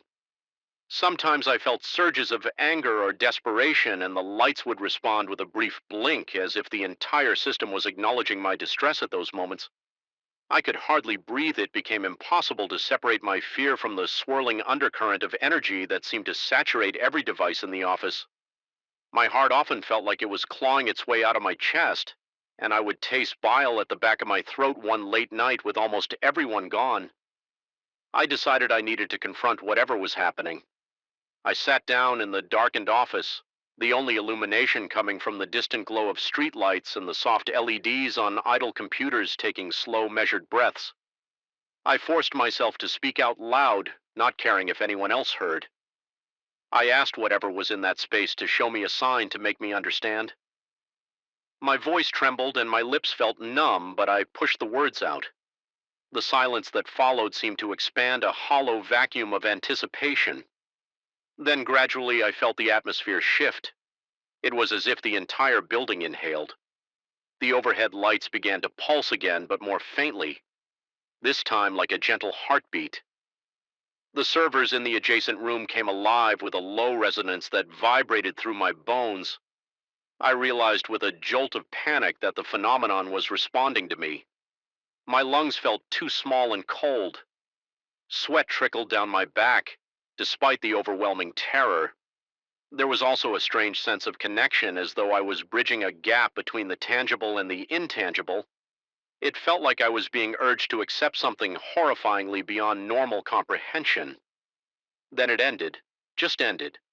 The lights returned to normal and the servers quieted to their usual operational hum. My entire body shook and I almost collapsed. There was no definitive answer, no clear message, just this impression that the entity or force or whatever it was had acknowledged me. I stood there trembling, uncertain whether this was more horrifying or more reassuring.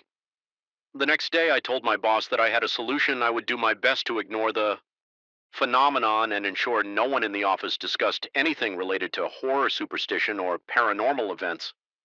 He seemed taken aback but didn't argue. There was an unspoken pact among some of us to avoid all mention of those subjects for a time. The flickers subsided, the reboots became less frequent, but the tension never really disappeared. It was like living with a coiled snake under the floorboards. Maybe it wouldn't strike if we tiptoed around it, but we all sensed it was still there. My sanity remained fragile on the surface. I appeared functional, doing my tasks and assisting colleagues internally. I was a trembling mess of nerves and paranoia, always expecting the next surge of energy. The slight crackle of static from a monitor or an unexpected beep from a server could send my heart into a frenzy. My nights were plagued by insomnia, replaying every glitch in my mind, questioning if I was the cause or the victim. My body constantly ached from the tension. My mouth stayed perpetually parched as if I could never quench a deeper thirst, some primal need for security that was no longer attainable over time. I realized I couldn't stay in this suspended state of vigilance forever. Something had to give. I began planning to take a leave of absence, hoping that distance might loosen the invisible grip that office held on me. I wasn't sure if physically leaving would help, but I felt I had to try before finalizing that plan. I decided to check the logs, one last time to see if there was any definitive proof of an external force. When I did, I noticed a pattern I had missed before each event was time-stamped exactly after someone mentioned fear or superstition. The correlation was absolute down to the second. It wasn't just random, it was synchronizing with our words. That knowledge made me feel both validated and deeply afraid. On my last evening in the building before my planned leave, I walked through the office alone, pausing to listen to the faint hum of electronics and the subdued hum of the air conditioner. The overhead lights glowed softly. My chest felt tight, but this time I also felt a ripple of determination under my fear. I approached the server room, placing a hand on the door. The metal was cold to the touch, but a weird warmth pulsed beneath my palm like a hidden current. I whispered an internal farewell, acknowledging whatever presence lurked there. My heart pounded, but I felt a sliver of resolve. Sometimes acceptance is the only way to lessen the terror of the unknown. That was 2 weeks ago, and I'm still trying to process what happened. I haven't returned to the office yet. My boss messaged me indirectly through a text so I wouldn't have to hear his voice tremble. That things have been stable, no more flickers. He said the place feels oddly subdued, as if an electrical weight lifted. Part of me wonders if my own presence was fueling it, feeding that intangible force with my mounting anxiety. Part of me worries that eventually I'll have to go back and everything will start again. The thought of stepping inside that building makes my stomach lurch. I keep replaying the final moments that charged silence before I left, when it felt like the entire space was holding its breath. I can't shake the idea that it was letting me go rather than me escaping it. Sometimes late at night, I swear I sense static in the air at home, or see a light flicker momentarily in my peripheral vision. It makes my heartbeat thunder in my ears. Every nerve in my body braces for the possibility that I brought something home with me. I haven't found a neat explanation, no official diagnosis, no scientific justification. All I know is that the office's environment became a mirror of our fears. It thrived on them in its own silent, pulsing way. Whether it's truly gone or simply biding its time, I can't say, but the uneasy truth remains. Some things respond to our minds and our deepest dreads in ways logic can't untangle, and that is perhaps the most terrifying realization of all. That sometimes the more we question, the darker the shadows become. I first felt it in the pit of my stomach, a cold, nauseating twist that turned my normal commute home into a nerve. Rattling gauntlet, it was the sensation of unseen eyes drilling into my back each evening as I crossed the parking lot. I sensed a presence lingering behind me, just out of sight. I tried to rationalize it, telling myself it was nothing more than an overactive imagination sparked by a run of late nights and job stress. But deep down, I knew better. The feeling was too strong, too persistent, and it was about to become much worse than I ever expected. My name is Alan, and a few months ago I started noticing that one of my coworkers, Melissa, had developed an unusual interest in me. At first, I brushed it off as a friendly attempt to get to know someone on the same project. She would approach me during lunch breaks, ask questions about my hobbies, and even laugh a little too enthusiastically at my half-hearted jokes. It felt harmless, if a bit. Cloying, I was used to office camaraderie, and her attention seemed fairly normal, but soon odd details piled up. Repeated attempts to sit beside me in every meeting, frequent run-ins at my locker, and a habit of lingering outside the conference room. Whenever I worked late, I started to get that subtle, prickling sense of being watched, even when my eyes were focused on the computer screen. During those early weeks, I reassured myself that coincidences happened in offices all the time. People often drifted to those they found interesting or had some shared interest with. But there was a darker current in the air that I couldn't define. My palms would grow clammy when she was around. My breath would quicken at her approaching footsteps. Each time I opened my email, I half expected to see her name in my inbox, and of course I did. Constantly, she would send me messages about the smallest things: a stray comment in a meeting, a shared reference to a movie I had casually mentioned, or even random greeting cards wishing me a pleasant afternoon as if we were close friends. The messages themselves were not threatening, but their volume and tone were off. They arrived so frequently that I would get two or three in a single workday, typically signed off with an overfamiliar "take care of yourself," or "I'm always here." If you need to talk over time, I noticed that she started asking personal questions, but not in a friendly way. She wanted to know where I liked to hang out after work, which restaurants I frequented, and whether I lived alone. It began to feel intrusive, but I had no evidence of actual wrongdoing. Everyone else in the office regarded Melissa as an overly helpful team member, someone who was always volunteering to pick up extra tasks. Nobody seemed to notice anything amiss, and so I rationalized that I was overreacting. I tried to keep my distance without being impolite. That approach failed spectacularly. One evening, I was at a small bookstore near my apartment, a place I visited often to unwind. I'd never told her about it. I like to think of it as my secret refuge from the daily grind. I was flipping through a novel in the dimly lit aisles, lulled by the mellow smell of old paper. When I caught a flicker of movement in my peripheral vision, I glanced up and saw her at the end of the aisle, staring straight at me. My heart hammered and my mouth went instantly dry. She offered a strange smile that didn't reach her eyes, then came closer, holding a book she claimed was on her reading list. She said something about having stumbled upon the bookstore by chance, though her tone suggested she wasn't being entirely honest. I felt my pulse throbbing at my temples, and a thin sheen of sweat broke out on my forehead. Instinct urged me to get away, so I mumbled an excuse about needing to run errands. As I headed out the door, my hands trembled so violently that I struggled to fit my key into the car's ignition. From that point on, it was as though she had discovered the blueprint of my life. She began popping up at my favorite cafe, arriving just as I was about to leave. Sometimes I spotted her car in the grocery store parking lot, parked 2 rows behind mine. More than once I looked out my apartment window at night and thought I saw her silhouette on the sidewalk, illuminated by the sickly yellow glow of a street lamp. Each time my heart pounded against my ribs and a chill raced down my spine. I tried telling myself I was just paranoid, that I was misunderstanding her intentions, but then it escalated in a way I couldn't ignore. One afternoon, I found a small note tucked beneath my windshield wiper. The words were written in neat cursive, instructing me to look behind you next time. My entire body tensed, as if an icy hand had clamped onto my neck. Though the message was short, it radiated a creepy possessiveness, like she was daring me to acknowledge her constant surveillance. Soon more of these notes began appearing, always brief, but undeniably unnerving. I saw you leave late last night. You never answer my emails quickly. I know you're reading this.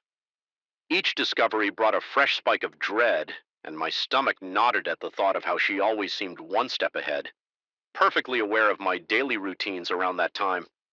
I also realized she had photos of me that I had never sent her. A coworker commented that Melissa showed them pictures of me at some office event, but I had no recollection of giving her those images, and the coworkers swore they were taken outside the office. I checked my phone, thinking maybe I'd posted something on social media, but these were candid shots, grainy images of me at my apartment building, inside the bookstore, and even sitting alone in my car. The angles were bizarre, as though captured from behind half-closed doors or across dimly lit streets. My breathing shallowed and my palms grew clammy at the realization that she was cataloging my private moments. I tried to confront her indirectly by hinting to a mutual colleague that I was uncomfortable. The colleague assured me that Melissa was just being friendly and maybe needed some reassurance or kindness. But kindness was the last thing on my mind every time I felt her presence. A surge of fear flared in my chest, leaving me shakier than before. My concentration at work began to deteriorate when I typed emails. My fingers sometimes shook, causing me to hit the wrong keys. My nights became restless, filled with half-waking nightmares of hearing footsteps outside my door. One night I was sure I heard soft knocking on my apartment walls. It was past midnight, and the quiet hum of my refrigerator was the only background noise. Then came a faint rhythmic tap. My heart seized in my chest, and I swallowed the rising panic. I forced myself to check my windows, and door adrenaline pounding in my ears. I didn't see her, but I couldn't shake the feeling that she was somewhere close. Watching my breath came in fast bursts, and my skin felt clammy. I remember standing in the center of my living room with the lights turned off, feeling as if my own home had turned into a hostile territory in the darkness. Every shape seemed menacing. I imagined her lurking in the shadows, waiting to step forward and claim me for her dark obsession. Strange things began to happen at the office, too. Several times I would come back to my desk after a meeting and find my chair repositioned or my computer screen left on some random file I hadn't opened. My coworkers barely noticed my unease, shrugging it off when I mentioned it. But each instance cranked my anxiety a notch higher. I started to doubt my own senses had I left the chair in a slightly different position. Maybe I opened that file by accident. This creeping self-doubt made me question every thought that crossed my mind. Soon I couldn't tell if the illusions were real or just fabrications of my own paranoia. Lights in my apartment flickered. At odd times, doors seemed to kick open on their own. I caught glimpses of movement in mirrors, like a figure slipping out of view. Just as I turned my head, my heart would race so violently that I felt dizzy, and I'd grip the edge of a table to steady myself, the wood pressing into my sweaty palms. The more I tried to ignore these sensations, the more pronounced they became. It was as if a parasite had crawled into my mind, warping every shadow into a potential threat. One weekend I tried to escape. I drove to a nature trail a few towns away, believing I could calm my nerves in the fresh air and distance myself from whatever was happening. For the first few minutes it worked. The gentle rustle of leaves, the sunlight filtering through the branches. Everything seemed tranquil. Then I heard a twig snapping behind me. My pulse raced and cold sweat formed on my temples. I froze, listening another soft crack. I spun around to see a figure vanish behind a tree. My chest felt like it was being crushed by an invisible vice. I rushed back to my car, and my foot pressed so hard on the gas pedal that I almost sped off the dirt road. Even out here, I realized I couldn't escape her presence. The fear had followed me when I returned to my apartment.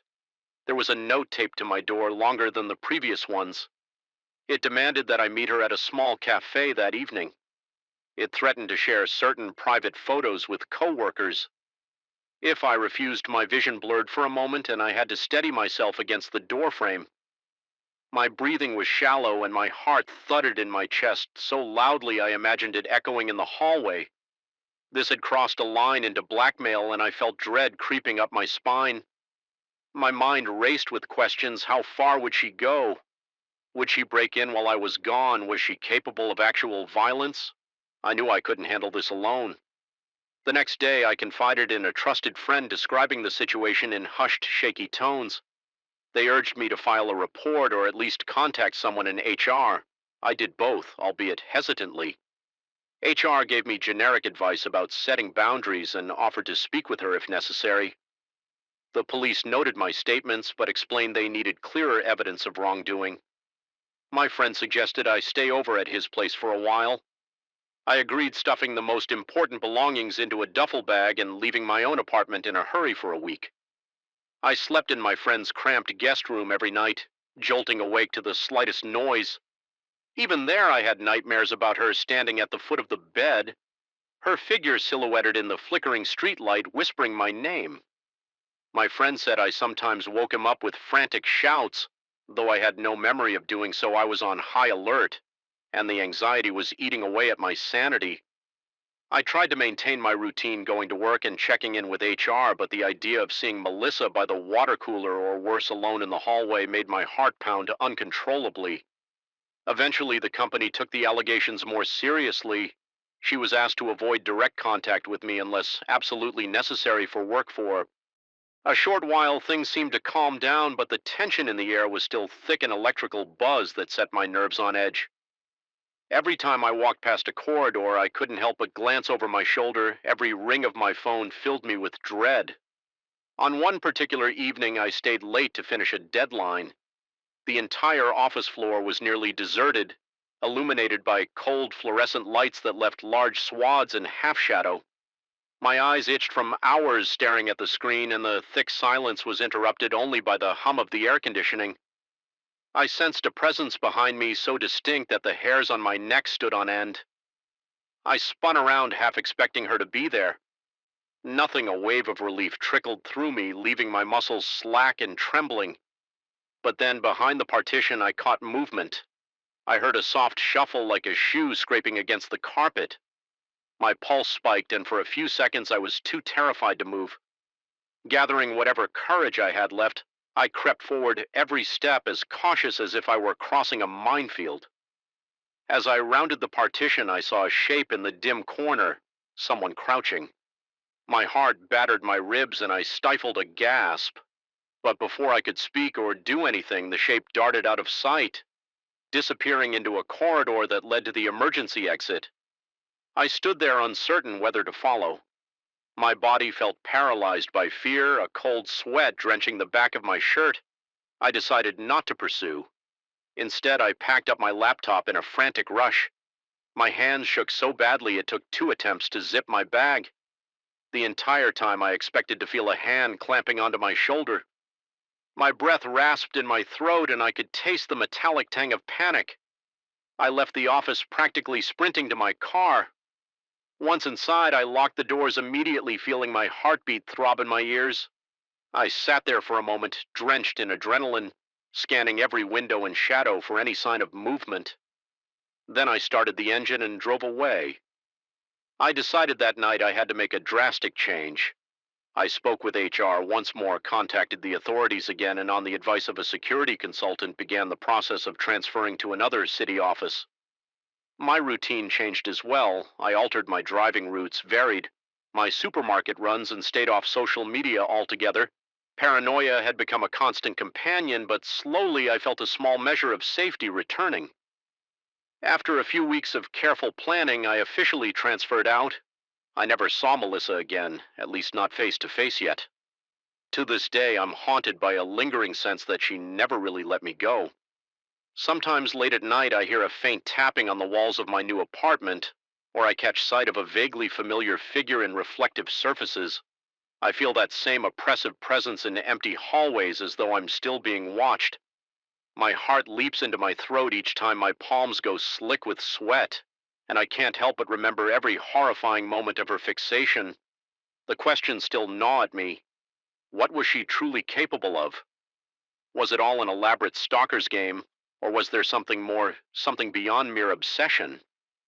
I wish I had a definitive ending to this story, but all I have is the uneasy truth. I managed to escape her immediate reach, but I never escaped the fear she planted in my mind. When I lock my door at night, I double check it, triple check it, convinced that if I let my guard down for even a moment, I'll find another note or catch a silhouette drifting past my window. That sensation in the pit of my stomach, the cold twist of dread, it never fully went away. And the worst part is that sometimes I'm not sure if I hear her footsteps in the hallway or if it's just the echo of my own terror following me wherever I go. I first realized something was wrong the night the motion-activated lights in my apartment corridor flickered in tandem with my own heartbeat. It was past midnight and I was just returning from my shift at the supermarket. Those lights always turned on when I passed by. But that evening they blinked and buzzed, creating a staccato effect that made me feel as though I was stepping into some dreadful stage performance. My chest tightened. The air felt thick. Even the silence around me seemed charged with a heavy, menacing energy. Something in me knew the darkness outside my door was no ordinary darkness. It felt watchful and oddly intimate. I remember unlocking my door with shaky hands, the key scraping against metal sounding louder than it should have, and that was just the beginning of a long, unnerving experience that made me question every previously solid aspect of my existence. I have always been a cautious person by nature, never one to take unnecessary risks. Working as a cashier at a local supermarket seemed low-key enough for my temperament. I like the routine. Greeting customers, scanning items, making polite small talk, and then moving on to the next person in line. Occasionally, I would get the usual rowdy customer. Was sending these texts had eyes on me, or worse, they were inside my head. I couldn't decide which possibility scared me more. Around this time, my colleague tapped lightly on my door, asking if I could hear the strange noises too. I responded that I could. My voice barely rising above a whisper, he then mentioned he was receiving odd messages, ones that described his every move and told him not to sleep. It felt surreal, hearing confirmation that I wasn't alone in this. Neither of us dared raise our voices or go searching for help. The very walls seemed to be listening, waiting for us to reveal our fear so it could amplify it. Hours passed in a torment of creeping dread. The house became a canvas for every nightmare scenario running through my head. I heard faint knocks behind the walls, the floorboards squeaking outside my door, the faint rustle of curtains, even though no wind blew. Sometimes I thought I heard whispering in the hall, though I could never distinguish words, just a low, unintelligible murmur that made my skin crawl. My body shook with each wave of adrenaline. Sweat soaked the back of my shirt, yet I felt cold as if an icy current licked at my skin. Somewhere close to dawn, the messages stopped. I hadn't realized how quiet my phone had become until I checked it and saw the last text had arrived nearly an hour earlier. It simply said, "Don't think you're safe."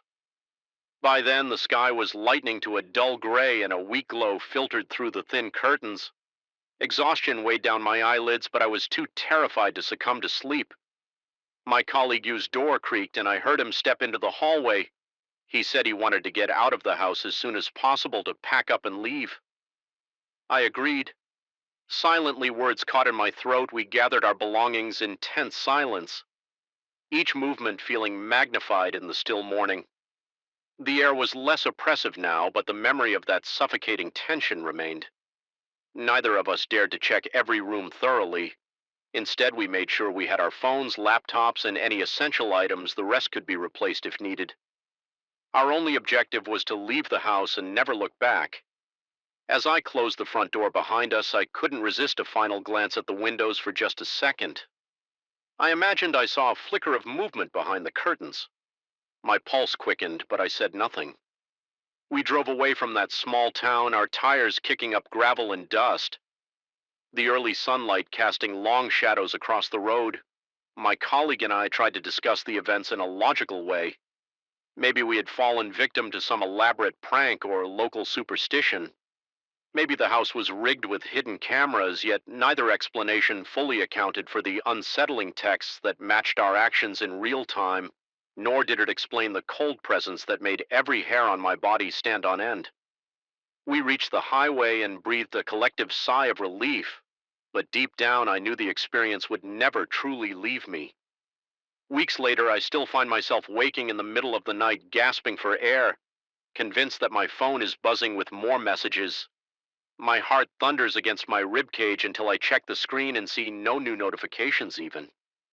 So I can't shake the feeling that whoever or whatever was behind those messages might still be out there watching from some dark corner, just waiting for the perfect moment to remind me that I'm not safe. Sometimes I replay the events of that night in my mind, searching for clues or rational explanations, but the more I reflect, the stronger my suspicion grows that we encountered something beyond mere surveillance or pranks. To this day, I don't know if it was a person with twisted motives or if something else had latched onto our presence in 2000, that lonely house. All I know is that every instinct in my body screamed that we were being toyed with by a force that fed on our fear. I still see flashes of that warped reflection in the bathroom mirror when I close my eyes too long. I still feel a phantom chill wash over me when I stand alone in a dark room, and on the rare occasions I find myself in another quiet, desolate place for work, I catch myself glancing at my phone, half dreading, half expecting another text from that unknown number. The worst part is the lingering uncertainty whoever sent those messages never demanded money or made overt threats. Instead, they seem fixated on the notion of keeping us awake, heightening our paranoia, pushing us to the edge. The horror of it wasn't in any explicit violence, but rather in the way it invaded our minds, sowing seeds of distrust in our own perceptions. Even though we left that house intact, a piece of me feels as though I never truly escaped every bump in the night, every flicker of the lights, every unexplained rustle of fabric in a still room. Now carries echoes of that oppressive darkness. It's a reminder that sometimes terror doesn't need to manifest in physical harm. Sometimes it's enough that it watches you, learns your fears, who demanded a discount or complained about prices, but there was a certain comfort in the simplicity of my job. At least, that's what I used to think the first time I noticed the man was on a Monday afternoon. I was busy sorting out my register as the supermarket had just opened. He was standing at the end of my lane, not picking out any items, just waiting. There were other cashiers already open, but he didn't seem interested in them. He appeared to be in his late 40s with pale skin and a thin frame. His eyes were an unsettling shade of gray, and he stared at me with what I initially perceived as eagerness. I rang him up quickly, noting that he only purchased a small pack of gum and a bottle of water. I tried to dismiss it. People are odd. Sometimes I thought maybe he just liked my line for some innocent reason, but he came back the next day, and the day after that, he was always there, the moment I opened my lane, regardless of what time I started. If I had to take a bathroom break or help out in another section, I would see him shuffling around the store, glancing at the magazines or frozen foods, waiting for me to return. At first, his behavior was more off-putting than frightening. I tried to convince myself that he was just a friendly guy with a weird way of showing it. Yet every time he approached the checkout, my pulse quickened. I couldn't place why something about his demeanor went beyond simple friendliness. Perhaps it was the way his eyes locked onto mine, never wavering or blinking enough, or the way he made a point of leaning in too close, whispering casual remarks under his breath. While I scanned his items, he started asking questions about my day that in itself wasn't alarming. Customers do that, but his inquiries quickly became more personal. He wanted to know where I lived, if I lived alone, if I had a partner, what kind of car I drove, and which route I took to get home. My responses were curt and guarded. I attempted to deflect by asking if he found everything he needed, or if he wanted to use a store membership card. He would smile as though we shared a secret and imply that he didn't need any membership card because he always made sure to come to my line. Specifically, the way he said it with that conspiratorial tone made the hair stand up on the back of my neck one evening. After a particularly long shift, I felt utterly drained. I closed up my register and headed out to the parking lot. The day had been cloudy, and by the time I stepped outside, the night sky looked almost purple. The streetlights cast an eerie glow on the wet asphalt. Then I saw him. He was leaning against the hood of my car, arms crossed as if we were old friends meeting for a late-night chat. My stomach lurched and a wave of cold sweat broke across my forehead. He greeted me by my first name, even though I'd never told him what it was. I recall feeling my legs tremble. My breath got caught in my throat and my vision blurred for a moment, as though reality had decided to tilt, just enough to make me queasy. He began talking about how he had seen me leave the store alone every night and how he worried about me, wanted to make sure I was safe. I couldn't bring myself to meet his gaze. I mumbled an excuse about needing to get home quickly and brushed past him. Opening my car door with unsteady hands, he stood there without moving an inch. His stare drilling into me the moment I got in my car, I locked the doors and drove off. Glancing in my rearview mirror the whole time, he stayed in the same spot, watching me until I turned out of the lot. Over the next few days, my sense of dread intensified. It became apparent that he wasn't just a pushy customer, he was actively tracking my schedule. No matter what shift I took, he'd show up within minutes of me opening my register. If I tried to switch lanes or run a quick errand away from the checkout, I'd see him skulking in some corner pretending to look at canned goods or reading nutritional information on the back of a cereal box. I told my supervisor I was feeling uncomfortable with a particular customer's attention. She suggested I change shifts to avoid him, which I eventually did, but it didn't help for long. A few days after changing to a later shift, I caught a glimpse of him through the glass doors. Just standing there, he walked inside the moment he saw me start to ring up customers. My mental state deteriorated at night. I found it difficult to sleep. I'd lie in bed, heart pounding so loudly that my eardrums throbbed. Every slight noise in the hallway, footsteps, doors clicking shut, water running through the pipes made me bolt upright. I checked the locks multiple times, sometimes pacing around my apartment for an hour or more. Too uneasy to rest, my reflection in the bathroom mirror became gaunt, eyes ringed with purple shadows, a testament to my mounting paranoia. I began to sense a presence in my apartment, small signs that someone or something else was there, a door slightly ajar that I knew I'd closed, a misplaced mug, a light turned on when I was sure I had shut it off at first. I blamed exhaustion and stress, but the coincidences piled up to a point where I no longer felt they could be mere accidents. One night, as I was drifting into a restless sleep, I heard a sound in the living room like someone running a fingernail across the wall. My entire body locked with fear, my throat tightening as though an invisible rope was choking me. I told myself it was the building's pipes or the old wooden floors settling, but the sound repeated, almost methodical, reminding me of someone lightly tapping or scratching. Just enough to be heard, I leaped out of bed, grabbed the flashlight from my nightstand, and forced myself to look around. Nothing was there, but that didn't comfort me. In fact, it made things worse. The emptiness of the room felt loaded with threat, as if something intangible hovered in the corners. Watching and waiting in the daylight, I tried to rationalize my fear. I told myself that the man was just a stalker, a run-of-the-mill creeper who had latched onto me for some inexplicable reason. Yet as time went on, his presence seemed to grow beyond mere physical stalking.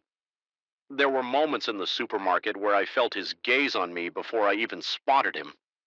The edges of my vision would blur and my chest would constrict when I whipped my head around. I'd see him in an aisle leaning to the side to peer at me, or standing behind a display shelf, always too far to speak, yet too close to ignore. Sometimes I caught faint reflections of him in shiny surfaces, windows, mirrors, even the metal backing on the inside of the candy racks at the store. It became a twisted game of hide and seek, and I never felt I was the one seeking.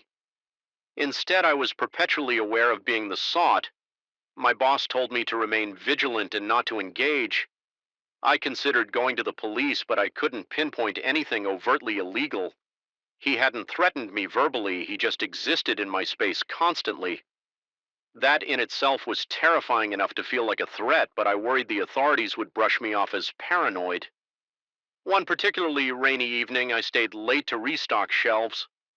The thunder outside echoed through the store, and the fluorescent lights overhead flickered now and then, which only amplified my anxiety. I was alone in the aisles trying to speed through the last bit of work. When I heard the soft hum of footsteps behind me, my body responded with a jolt, racing heart-clammy palms, a sharp intake of breath. I turned around slowly. It was him standing at the other end of the aisle, half shrouded in the shadow cast by a defective light. He didn't speak. He just stood there. My mind churned with questions about how he got in after closing, but I was too terrified to voice them. At that moment, something cold and electric passed through me.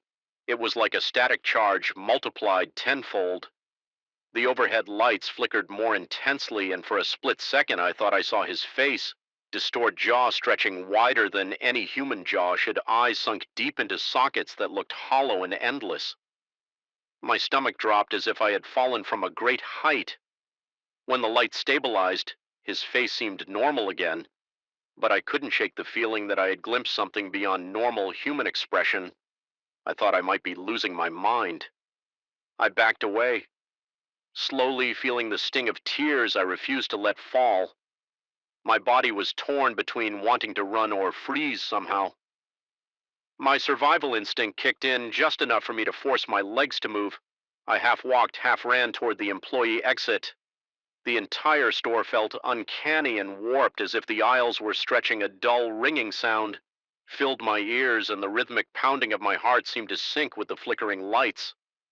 When I reached the exit, I fumbled with my keys and nearly dropped them twice before I managed to unlock the door. I didn't glance back. I didn't want to see him see it again. After that night, I told my supervisor that I couldn't continue working. The same shift, I demanded a change to the early morning slot, even if it meant drastically cutting my hours. Any time of day that might keep him away seemed like the only lifeline I had. Left my boss agreed, though she gave me a concerned look. I sensed she thought I was on the verge of a breakdown. My first morning shift passed without incident. I began to believe maybe I'd evaded him, that he wouldn't show up at 5 in the morning just to stand in my lane. Then toward the end of my second morning shift, as the sun was fully up, I noticed something pinned to the windshield of my car. It was a small note with a scribbled message telling me it was nice to see me bright and early. My hands shook. My throat went dry. I scanned the parking lot, but I saw no sign of him. However, my relief was short-lived, because that sense of being watched came roaring back, a prickling across my skin that made me feel both cold and feverish. At the same time, things escalated further when I began finding footprints outside my apartment door, a single set of wet shoe prints that stopped right at my entrance. Some days I heard quiet shuffling near the door when I was inside. When I looked through the peephole, no one was there, but I could sense a presence just out of view. My paranoia spiked to unbearable levels. I started second-guessing everything: the reliability of my senses, the possibility that I was conjuring these things out of intense anxiety. Yet the unshakable feeling of external menace was real enough to keep me up at night. I started sleeping with a chair jammed under the door handle and a flashlight clutched in one hand. The final straw came one afternoon as I was leaving the store. The sky was unnaturally dark, almost as if a storm was ready to burst overhead. Any second, I had just clocked out and was heading toward my car when the air around me seemed to thrum with tension. My breathing grew shallow and my palms broke out in a cold sweat. I scanned the parking lot. No sign of him. Relieved, I walked a little faster, then I heard it. The most faint whisper, almost lost under the whoosh of distant traffic. It sounded like my own name. Repeated in a soft, taunting tone, my heart hammered in my chest as I spun around, but I saw only rows of parked cars and a single flickering lamppost. That lamppost in that moment looked like a crooked figure with an outstretched neck. My vision swam, and for a second I thought I saw the silhouette of a person hunched behind a car, but when I blinked, the shape was gone. I forced myself to get in my car and drive. As I sped away, I became convinced that someone was in the back seat with me. I could feel a presence so tangible that I broke into a fresh sweat. My breathing turned ragged, each inhale stinging my lungs. I glanced in the rearview mirror, fully expecting to see him, but I was alone. Still, I could not shake the sensation that he was there in some intangible, possibly supernatural form. When I reached my apartment building, I rushed inside and locked the door. That night, as I sat in the dimly lit living room, I came to a disturbing realization. Maybe he had never been just a person, or if he was, maybe my fear had given him a power beyond ordinary stalking. I recalled every surreal moment, every distortion of light, every flicker in which his face appeared to shift into something inhuman. Was it the product of my own unraveling psyche, or was there a genuine horror lurking under his skin? The boundary between rational explanation and paranormal threat had dissolved. I realized I couldn't keep living with this constant dread. I made the decision to leave, at least for a while, pack a few belongings, stay with a friend in another town, and consider never returning on my last night in that apartment. I heard more tapping on the walls, more whispers in the darkness. I packed my things to the sound of scuttling footsteps above my ceiling. Even though the apartment above was vacant, every hair on my body stood on end as I crossed the threshold for the final time. Triple checking that I left nothing essential behind the corridor, Lights flickered out as I passed, drenching everything in complete darkness for a few agonizing seconds, until they popped back on, revealing no threat, just an empty, musty hallway. Still, I felt watched. I drove away. Just before dawn, feeling both foolish for running and relieved for taking action. My heart pounded relentlessly and a tension headache throbbed at my temples, yet I found a small measure of comfort knowing I wouldn't be there for him to find. The next time he came lurking around, whether my terror was purely psychological or if there was something more sinister at play, I couldn't be sure, but my gut told me I made the right choice. Even now, settled in a borrowed apartment 2 towns away, I can't fully relax at times in that space between wakefulness and sleep. I think I see him standing at the foot of the bed on stormy nights. I recall the flickering lights and sense him in every corner of the room. My heart rate spikes. My palms grow clammy.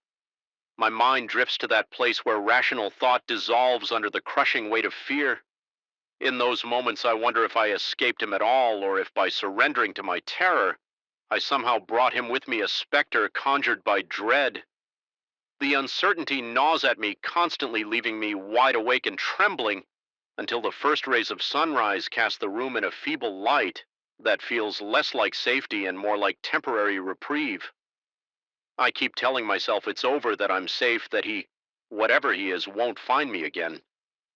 But deep down, a persistent chill in my bones reminds me there are things in this world that don't rest just because you run from them. And every time I catch my reflection in a darkened window or see a half-hidden figure from the corner of my eye, my heart sprints, and I remember the way his eyes bore into me as though he saw not just my face, but something far deeper. Something vulnerable and primal within the memory alone is enough to keep my pulse racing well into the night, and even as I sit here recounting the details, I swear I feel that electric static in the air again. The flicker of lights that I can't quite confirm are actually flickering somewhere in the darkness. Maybe he's still waiting, maybe just behind my mind's peripheral vision, ready to step forward to reclaim the terror he sweat in my life. And that realization, that precarious uncertainty, leaves me with a queasy dread that refuses to fade, haunting me long after the last word of this story is spoken. I remember the exact moment when the silence on that lonely stretch of highway first felt wrong. The road seemed to stretch infinitely, like some dark ribbon leading me away from sanity. My shift at the hospital had been brutal. 14 hours tending to people on the brink, their moans echoing in sterile hallways while fluorescent lights hummed with that sickly buzz by the time I signed out. Exhaustion weighed on my shoulders like a lead vest. Driving at that hour was supposed to offer peace. Instead, it became a gateway to one of the most harrowing experiences of my life. The night sky was a gaping void, refusing to share starlight or even a hint of moon-on-glow headlights, illuminated only a narrow swath of tarmac, leaving the periphery swallowed by shadows that seemed to writhe and shift. Whenever I glanced at them, I was used to that tired trick of the eyes. Exhaustion often creates illusions in the dark, but there was a density to these shadows, an almost sentient mass that pressed against the edges of my vision. A mild drizzle coated my windshield, forcing me to lean forward and squint at the road ahead. The rhythmic squeak of the wipers was the only accompaniment to the engine's soft hum. Every so often I fiddled with the radio out of habit, static a crackle, then silence again. The few stations that might have been broadcasting this late offered nothing but faint whispers of white noise. Normally, the hush would have soothed me after a day of chaotic emergencies and fluorescent corridors, but something in the air felt charged, as though the night itself wanted to speak. I forced a slow exhale to combat the tension creeping into my chest. My heart rate was steady but heavier than usual. Each beat resonating in my ears, I tried to shake off the unease by telling myself I was overt tired, but the hush persisted, pressing into me, turning the interior of my car into a claustrophobic capsule. My palms began to sweat against the steering wheel, forcing me to loosen my grip. Then I heard it, a voice low and urgent, as if it were slipping out from behind my seat. It was a single word, but it cut through the silence with an almost physical force, making my heart lurch. It demanded I accelerate. That voice was so clear it might have been a passenger sitting right behind me without even thinking. I slammed my foot on the gas tires, squealing as the car surged forward. Instantly, adrenaline spiked and the edges of my vision blurred. I clung to the wheel knuckles, white, trying to steady the car as I rounded a sharp curve. The back end swerved, nearly sending me skidding into a ditch, but I wrestled control and straightened the vehicle with a gasp that tore at my throat. My heart pounded so violently I could feel the echo in my fingertips. In a split second, the voice was gone and a deafening silence rushed back in. I was panting, my tongue dry and my mouth parched, like all moisture had evaporated in the space of that single terrifying moment. My mind raced. Had I really heard someone in the car, or was it just an auditory hallucination produced by my exhausted brain? When I finally studied the car's speed and took a quick glance at the rearview mirror, I saw only empty seats, dark and featureless. Yet the oppressive feeling that someone was lurking behind me refused to dissipate. I pressed onward, forcing my eyes on the lane ahead, determined to make it home. The tension in my muscles bordered on cramping, and I found myself leaning forward as if trying to escape my own seat. The rain picked up drumming on the roof, but that usual lullaby of droplets did nothing to soothe me. Every few minutes I caught myself scanning the rearview mirror, certain I'd see a shape or silhouette. My rational mind told me it was just nerves. Nonetheless, the skin on my arms prickled with goosebumps. Every time I looked, when I finally rolled into my driveway, relief fluttered weakly in my chest. I stepped out, my body trembling with unspent adrenaline. The late night wind was cold, slicing through my jacket and making the hairs on my neck stand on end. Inside, the house was still and dark. The hallway lights were off, but that was expected. No one was there to keep them on. That emptiness usually felt comforting after chaotic shifts, but tonight it felt too large, too quiet, as if any breath or creak would ricochet off the walls and betray some presence I didn't want to admit was there for weeks. After that night, I couldn't shake the memory of that voice. I told my colleagues indirectly about a strange experience, omitting details of hearing an actual whisper. Most said it was stress-related, the sort of hallucination that comes from sleep deprivation. A friend mentioned he once had a micro-sleep behind the wheel, dream imagery bleeding into wakefulness. I wanted to believe them yet. Every night on my way home, I felt the seat behind me as though it held an unseen occupant. I kept expecting that voice to return, commanding me with impossible clarity. Even in broad daylight, a sense of intrusion lingered. I'd be making coffee in my kitchen and suddenly feel like someone was watching from the window. The reflection in the glass never showed anything suspicious, but the skin on my back would prickle all the same. My shoulders grew tight, my posture stooped. I started to suffer from persistent headaches, thick pulsing pain that radiated from the base of my skull. At night, sleep was fractured by nightmares. I'd see myself behind the wheel, hearing disembodied whispers. Sometimes they told me to drive into oncoming traffic. Other times, they simply repeated my name over and over until I woke up drenched in sweat. Gasping for air, things escalated slowly, almost imperceptibly at first. One night, driving home under a pale moonlight, finally the sky decided to show me some illumination. I thought I felt a shift in the car's weight, as though someone in the back seat had moved from left to right. My heart pounded so hard it hurt. I flicked on the overhead light, nearly swerving in my panic. The back seat was still empty, but the uneasy heaviness remained. Over the following days, I noticed an odd smell in the car. It was faint but unpleasant, like singed hair or rotting leaves. No amount of air freshener or driving with the windows down could chase it away. Then the radio started acting up on certain drives. It would burst into static or flicker between stations, even when the power was off. Once I heard something like shallow breathing coming from the speakers. My chest tightened and my scalp tingled with a sensation akin to ants crawling over my skin. That was the same week my reflection in the rearview mirror began to betray me. Every so often I'd glimpse a face that wasn't mine. It was always too quick to fully register, but I caught the edges, a jawline sharper than my own eyes set slightly farther apart, pale lips twisted in a grimace or grin. I'd blink in terror and the face would revert to my own startled expression. I tried to convince myself it was a trick of the overhead lights on the highway or the shapes of passing cars, but each time my rationalizations felt more hollow. My mouth would go dry, my entire body would break out in a slick cold sweat, as though I had the flu. Breathing became a labor chest, rising and falling with shallow, desperate gasps in those increasingly sleepless nights. I'd lie in bed listening to the house creak and groan. I heard the wind outside, the distant bark of a neighbor's dog. Every sound seemed amplified, pounding into my heightened awareness. I felt pinned under an unseen weight, as though the voice I'd heard that night had latched onto me, infecting my thoughts. I remember lying there, eyes on the ceiling, envisioning that spectral passenger crouched in the corner of my bedroom, silently urging me to fear everything around me. Even with the lights on, the corners remained dark shapes, coalescing just beyond clarity. My heart hammered in my chest until it felt as though it would burst. Yet I still had to keep working. Responsibilities don't vanish just because you're frightened or exhausted. So each evening I drag myself back to the hospital, run on autopilot through a barrage of tasks, then steel myself for the drive home. The dread of returning to that car built until the final hour of my shift felt more horrific than anything I'd dealt with in the emergency room.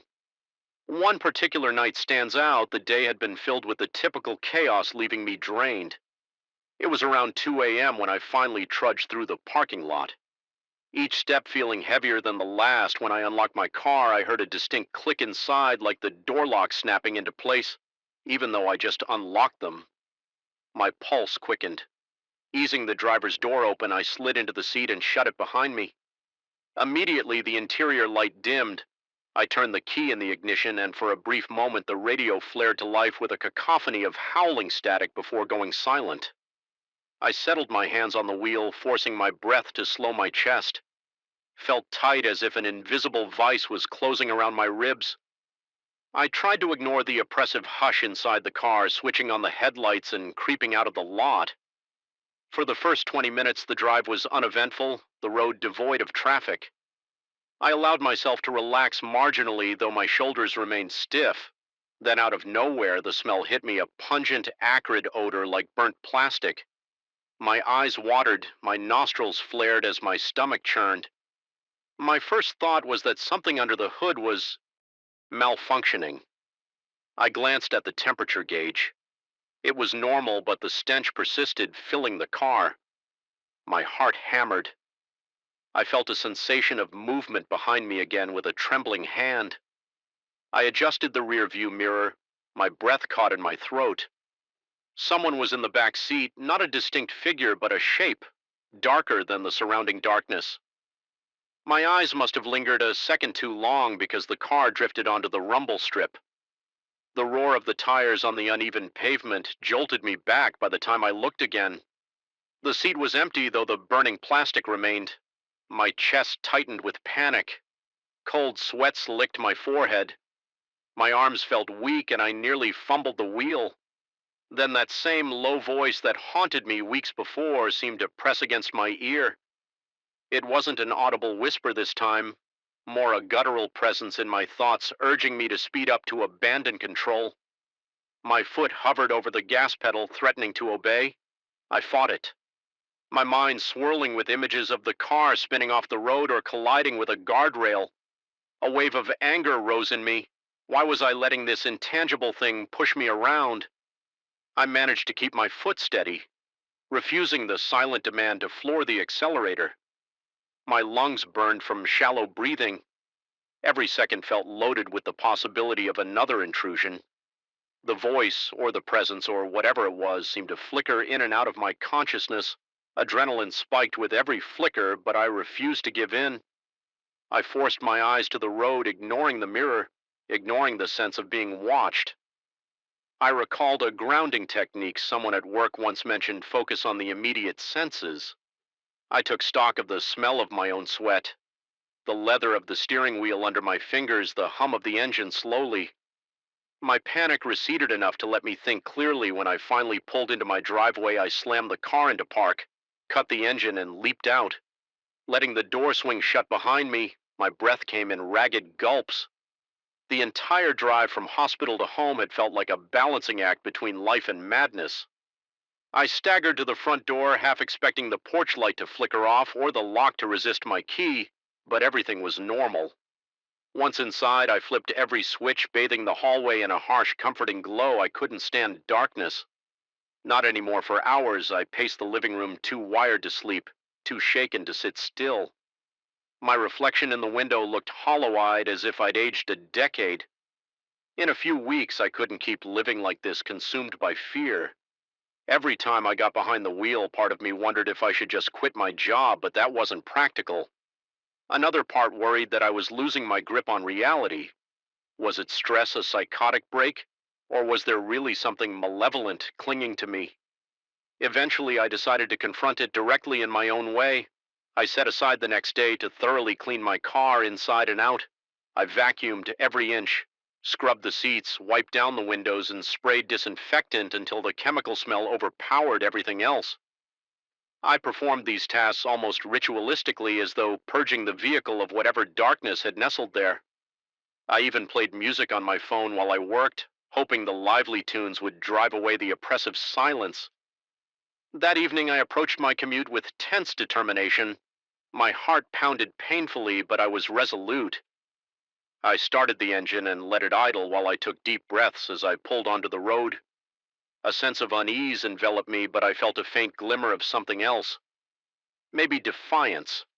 The drive stretched on each mile, seeming to test my resolve when the radio flickered with a whisper of static. I turned it off when the smell threatened to creep into the vents. I rolled the windows down, letting the cold air sting my face, and when the sense of presence in the back seat surged, I refused to meet it in the mirror, keeping my gaze locked on the road somewhere along that route. An odd clarity arrived. It was like a switch flipping in my brain. I recognized that my fear fed this thing. Whether it was external or a product of my own fragmented psyche, the more terror I released, the stronger it became. So I focused on slow rhythmic breathing, telling myself that supernatural or psychological, it had no right to control me. My heart was pounding, but there was a new steadiness in my hands. By the time I reached the final bend near my home, I realized my breathing was almost normal. Though beads of sweat still lined my brow, I felt more in control than I had in weeks. I still expected a whisper, a flicker in the rear view, but it never came. The air felt thick, but the stench was gone. The oppressive weight in the car seemed to have lifted, leaving behind only the faint hum of the engine and the quiet rustle of wind through the window crack. When I parked in my driveway, the silence of the night was still unsettling, but it no longer felt like a threat. My chest still fluttered with residual adrenaline, yet I sensed something had shifted. Whether I had banished a genuine dark force or simply conquered my own mind, I wasn't sure. All I knew was that I had faced it, refused to be its puppet. As I stepped out of the car, I took in a shaky gulp of the cool air and let the tension uncoil from my muscles. Since then, I've continued my late shifts driving that same deserted road. I can't say everything feels normal. There are times when I catch a fleeting shape in the corner of my mirror or sense an unsettling hush behind me, but the voice no longer commands me. The presence, if it remains, now finds me harder prey. Sometimes I question if the entire ordeal was a manifestation of my own overworked, anxious mind, or if something truly unearthly latched onto my weariness that night. Either way, I carry that memory like a scar, a reminder of how thin the boundary between reality and nightmare can become. Even now, as I turn the key in the ignition after a grueling shift, I take a moment to steady myself. My heart inevitably thuds a little faster. My palms dampen on the steering wheel, and the hair on the back of my neck prickles with that ancestral fear of the unseen. But I draw in a breath, release it slowly, and pull onto the road. When the silence grows too heavy, I remind myself that I've already stared into the darkness and emerged shaken but unbroken. The night still has secrets, but it no longer has me. I still remember the very first instant I sensed that subtle but unmistakable chill along the narrow rural road. It wasn't the kind of cold one feels from a sudden draft or the night air. It crawled under my skin and clung to my thoughts, an almost tangible presence that made my breath hitch when I recall that moment. Now I'm convinced it marked the threshold between my ordinary life and something far darker, something that defies reason. Even now, thinking about it sets my heart racing, and I can practically feel the hairs on my arms standing on end. I walk that back road most weekends. It starts just a few miles from my house, winding through fields and patches of woods before looping around a wide meadow during the day. It's a peaceful place. Big sky, the earthy scent of tilled soil, the distant sound of crows calling. I've always found it calming to wander there, letting my mind drift away from work stress. But after the night I saw those lights, everything changed now. Even the thought of returning to that spot makes my breath quicken. My chest tightens at the memory of the way the air felt wrong and how my heart pounded so loudly I was sure it would echo through the quiet countryside I'd gone for a late evening stroll. Something I often did when insomnia kept me awake. I like the hush of nighttime when the stars burn bright and the world settles into a slower rhythm. The moon was only a slim crescent that night, barely illuminating my surroundings. The soft crunch of gravel under my sneakers and the brush of the occasional night breeze against the leaves were the only sounds I remember trying to focus on my breathing. Inhale, exhale, trying to let the day's tension melt away. It didn't work as well as I hoped, but I kept going, passing familiar fence posts and crooked trees that had become my silent companions over the years. Then I saw them, two small, intense lights darting across the road, maybe 30 yards ahead. At first I thought they were reflections, headlights from a distant car or the faint glimmer of fireflies, but they moved too deliberately, too quickly, gliding as though they were alive. I stopped walking, my footsteps grinding to a halt in the gravel. My pulse hammered in my throat and I could taste something metallic on my tongue as I swallowed. The lights hovered a few inches above the ground, crossing from one side of the road to the other in a fluid motion. I couldn't make out any shape around them, no outline of an animal, person, or machinery, just 2 points of brilliant white that sliced through the darkness as if they were charged with some strange energy. My instincts told me to turn around to head back home. I was no stranger to caution, and fear was already tightening my chest, but curiosity pushed me onward. The next few steps I took felt reluctant, as though my own body warred against me for venturing closer. Halfway to where I had spotted the lights, they simply vanished. No flicker or dimming one moment. They were there the next, they were gone. The night around me was suddenly too quiet, as though the world had hit a pause button. I strained my ears for any sign of life, an owl hooting, a breeze rustling the branches, but there was nothing that was. When the cold set in, it spread from the center of that spot outward like an invisible boundary. The hair on my arm stood up, and I felt goosebumps prickle along my neck. My breath came out in a shaky exhalation visible in the air. Even though it was late spring and nowhere near freezing, I can't fully describe how unnatural it felt. It was as though the temperature dropped from mild to wintry in just a few seconds. My hands started to tremble and I clenched them into fists, trying to steady myself. I could feel my heartbeat pounding like a drum reverberating in my ears. There was a moment, just a split second, when I was convinced I heard a whisper so faint I almost doubted I heard anything at all. It felt as if someone had murmured just out of earshot, sending a shiver skittering down my spine. I looked around, desperate to find a source to give it a rational explanation, but all I saw was the dark outline of trees on either side of the road and the open field stretching far into the distance. That night I practically jogged home, refusing to look back. My lungs burned with the effort and cold sweat slid down my temples, dampening my collar. Once I reached my front porch, I realized my hands were still shaking uncontrollably. I told myself I must have imagined half of it, that perhaps it was a trick of the moonlight. Maybe I was overtired or let my nerves get the best of me, but deep down I knew something was off.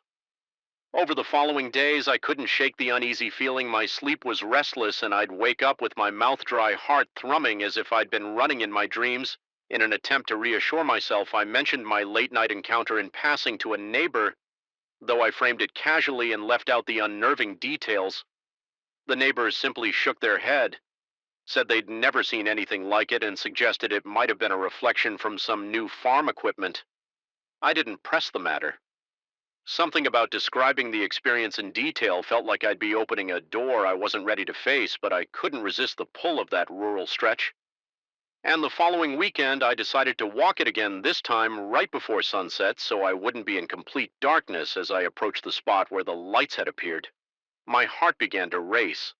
The sky still had remnants of orange and pink along the horizon, and I could see enough to avoid tripping on loose stones. However, the closer I got, the more I noticed a kind of hush descending over the area. The evening chatter of birds seemed muted, and the wind that ruffled my hair just moments before felt oddly distant. I swallowed hard, tasting that familiar metallic tang on my tongue again. My breath grew shallow, a new wave of anxiety twisting in my stomach. I lingered there, scanning the ditch on both sides of the road. Everything looked normal. There was a drainage channel, a few patches of wildflowers and old wooden fence posts leaning at precarious angles. Yet the tension in the air was palpable. It felt like standing on the threshold of a room where something lurks just behind the door. I was jumpy, even the sound of a twig snapping under my shoe made me flinch. I half expected the lights to reappear, but that didn't happen. Instead, I felt this pervasive sense of being watched. It was almost oppressive, a sensation that made every muscle in my back tighten until I had to force my shoulders to relax. I left that evening before the last traces of sunlight disappeared, feeling uneasy and more confused than before. The following days, I couldn't stop thinking about that place. It was as though a part of me was trapped there, replaying the memory of those hovering lights in the unnatural cold. My appetite diminished, and I found my thoughts drifting at work, my hands trembling whenever I recalled the sensation of that quiet. I questioned my sanity more than once. Was I having some stress-induced hallucination? Was it possible for an overworked mind to create such vivid experiences?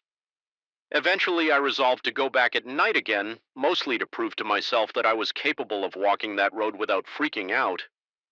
I chose a Friday evening, telling myself that if it all went wrong, at least I wouldn't have to function at work the next morning. The moon was fuller this time, providing a bit more light, but it also created long, eerie shadows that stretched across the dirt like dark fingers. My breathing was shallow, and I noticed my palms were damp inside my jacket pockets. I tried to pace myself and keep calm, but with every step, my pulse escalated. Halfway along the route, the tension rose. My ears began picking up indistinct sounds. Maybe just the wind and the grass, maybe something else. My mouth went dry, and I had to swallow repeatedly to keep saliva in my throat. The air felt thick, as though I was walking through an unseen web. Each footstep sounded too loud, echoing around me in the hush of the surrounding fields. In the distance, I could make out the silhouette of an old barn. I'd passed it countless times without giving it a second thought, but tonight it loomed like a monolith, a silent witness to my discomfort. When I finally reached that familiar stretch, my legs felt weak, and I had to fight the urge to run. The road looked the same, but there was a wrongness hanging over it that made the hair at the nape of my neck prickle. I paused, straining to see if the lights would appear. My body tensed, bracing for something I couldn't name. For a long minute, everything was still, then the wind gusted, and I heard a faint rustling in the ditch. It was probably just a small animal scurrying away, but it made my heart lurch. My breath came in quick, ragged bursts, and I had to remind myself to inhale fully before I passed out from fear alone. Suddenly, the temperature plunged again, just as it had before. One moment I was standing in the mild night air. The next, my skin was covered in goosebumps. I shivered and rubbed my arms, but it did no good. The cold bit into me deeper than any chill had a right to. The subtle wave of dizziness hit too, like a wave of nausea in my gut. I didn't see the lights this time, but I felt them, or something slithering just beyond my peripheral vision. Several times I thought I glimpsed a flicker at the corners of my eyes, only to whip my head around and find nothing. That was when I felt an unmistakable presence behind me. My entire body seized with terror, and I had to force myself to turn around. The road behind me was empty, bathed in moonlight and shadow, but the feeling of being watched, of something hovering just out of sight, was almost unbearable. I could hear my own heartbeat drumming in my ears, and each exhale sounded shaky.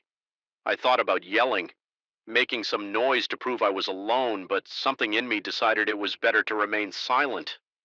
Some primal instinct insisted that drawing attention would be a mistake. I'm not proud to admit it, but I bolted. Fear pounded through my veins and I sprinted, nearly tripping over loose stones. My lungs burned and my vision blurred from the adrenaline. I only slowed down when I reached the outskirts of my neighborhood where street lights and houses offered a semblance of normally once home. I was soaked in sweat, my clothing clinging to me as though I'd been caught in a storm. It took hours to calm down, and even then I barely slept the next day. I couldn't stop replaying the sensation in my mind a part of me dreaded ever returning, while another part insisted I couldn't let fear claim a place I had once loved for its peaceful solitude. Over the ensuing weeks, I felt my nerves on edge whenever night fell. I started drawing the curtains earlier, double-checking that my doors were locked. Simple noises, a branch scraping a window, a gust of wind made me flinch. My rational mind told me I was being ridiculous, but the dread was too ingrained to ignore. I tried another tactic, returning in broad daylight. A few times I parked my car at the beginning of that road and forced myself to walk its length under the midday sun. Everything looked so harmless in the light, just a gravel path winding through farmland, yet even then I felt a twinge of unease. My heart would pick up speed as I neared that particular stretch, and though I didn't sense any dramatic drop in temperature, I couldn't quell the creeping paranoia that settled in my bones one afternoon. I stood there forcing myself to remain calm and take in every detail: the curb of the fence line, the scattering of pebbles, the tall whispering grass. As I did, I had the distinct feeling that the place was studying me. In return, the notion was irrational, but it nodded at me. My mouth went dry again and my fingertips tingled with anxiety. A crow caught from somewhere behind me and I startled. Nearly stumbling as my heart slammed against my ribs, over time I started having nightmares in them. I'd be walking along that road and the two lights would appear, drawing closer and closer until I could see something swirling between them, an amorphous darkness that seemed to beckon me forward in the dream. I couldn't move, couldn't scream. I could only watch as the darkness pulsed. The sound I heard in these nightmares was a distant humming, like a chorus of voices just out of range, blending into a drone that made my ears ache. I'd wake gasping, my body slick with cold sweat, my mouth so dry it hurt to swallow. I reached a breaking point when I realized I was no longer functioning. Normally, my appetite was gone, replaced by a constant knot in my stomach. My hands trembled whenever I thought about the lights my concentration at work suffered, and I found myself avoiding social calls. I didn't want to talk about it, couldn't explain it in a way that felt believable. The scariest part was that I wasn't sure I even believed myself. Determined not to be ruled by this dread, I decided on one final confrontation. I would go back at night, stay as long as I could, and see if anything definitive happened. I prepared carefully, dressing in layers for warmth and bringing a flashlight with fresh batteries. My plan was to stand my ground. I wasn't trying to challenge anything. I'm not that foolish, but I wanted to face it to see if I could find any logical explanation. Perhaps if I confronted it head on, I'd discover some mundane truth and my fears would dissipate. I arrived just before midnight. The night was cool but not cold, the sky clear and shimmering with stars. My flashlight cut a narrow beam through the darkness. Each step crunched on the gravel, echoing in a way that seemed unnaturally loud by the time I reached that dreaded spot. My pulse was already racing and my breathing had grown shallow. I flicked off the flashlight, letting my eyes adjust to the moonlight. The silence pressed in on me like an invisible weight. Once again, I felt sure there were eyes on me, or something that passed for eyes hidden in the gloom. For a few minutes, nothing happened, and I felt the smallest flicker of relief. Maybe it really had been my imagination. Maybe I'd conjured this terror out of stress and sleepless nights. My heart rate began to slow. My breathing steadied. Then out of the corner of my eye, I saw the faintest glimmer, a flicker of white nearly at ground level. My entire body seized with dread. The lights were back dancing at the edges of my vision. I forced myself not to move. Though every instinct screamed at me to run, the temperature plummeted sharper and more brutal than ever. Before my teeth chattered and I could feel my muscles contracting involuntarily, my flashlight suddenly died, plunging me into near total darkness. Panic surged through my veins, but I fought to keep control. Then came the hum, that low frequency I'd heard in my nightmares, vibrating in my chest and rattling my bones. It felt alive, scraping against the inside of my skull.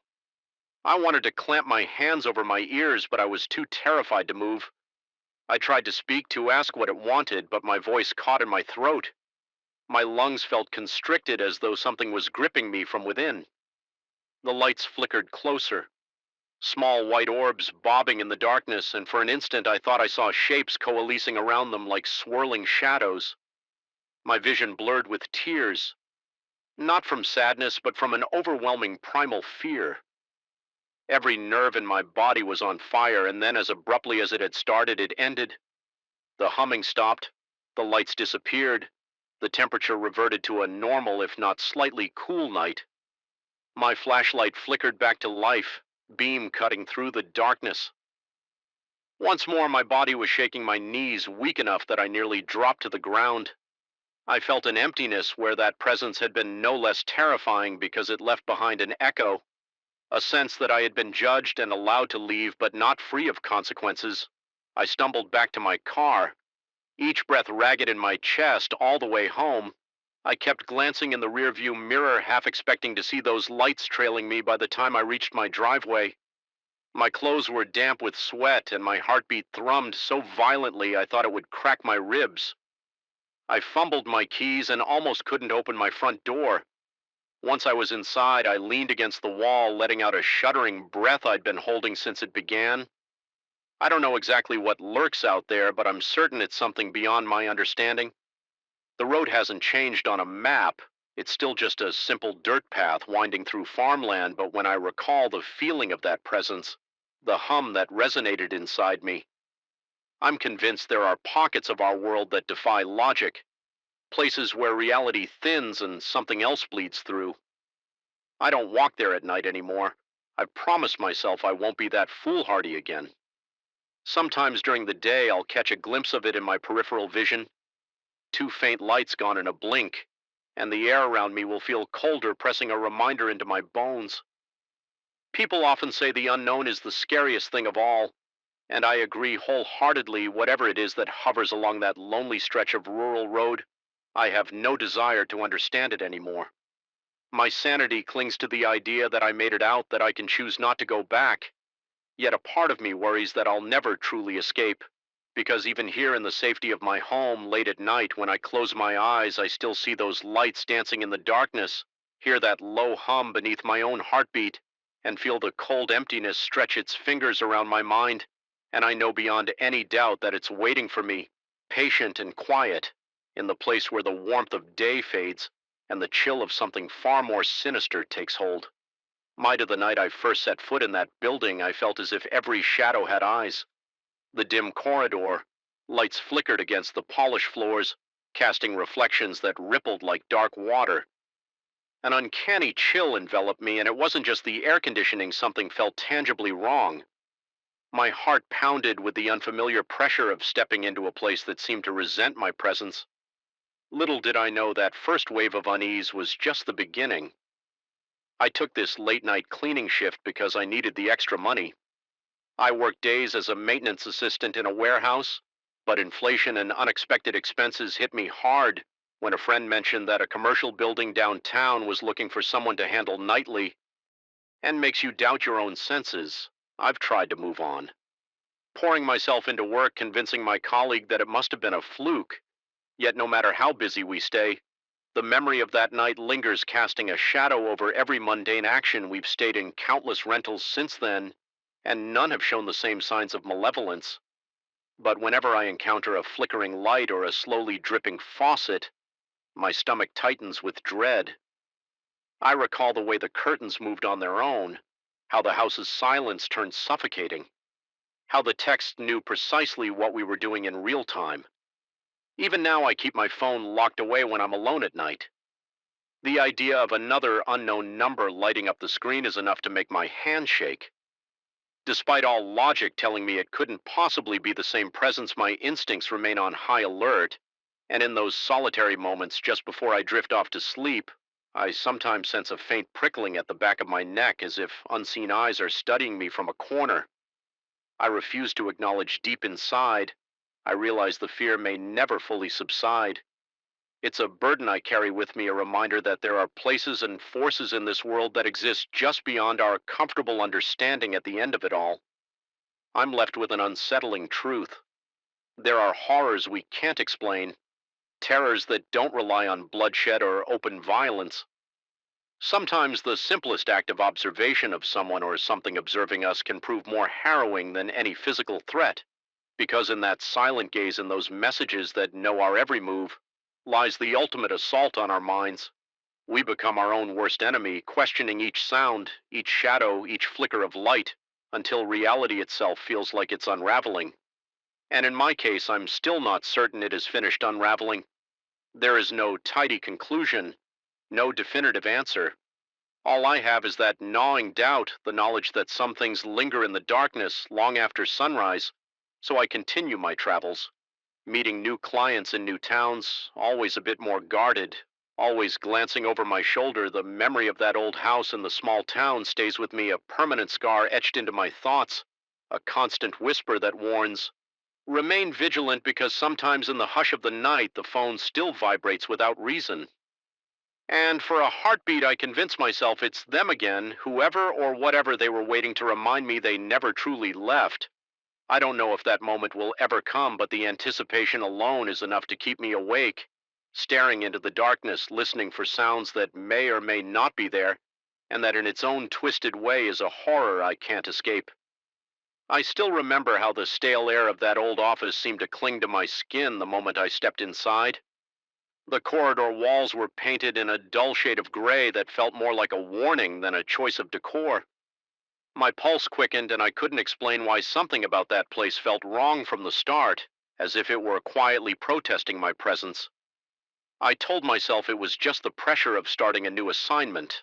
After all, I was only supposed to spend a few nights here, cleaning and organizing outdated hardware. It was a straightforward IT gig, one that, in theory, shouldn't have been terrifying at all. My name is Eric, and I usually work as a freelance IT analyst.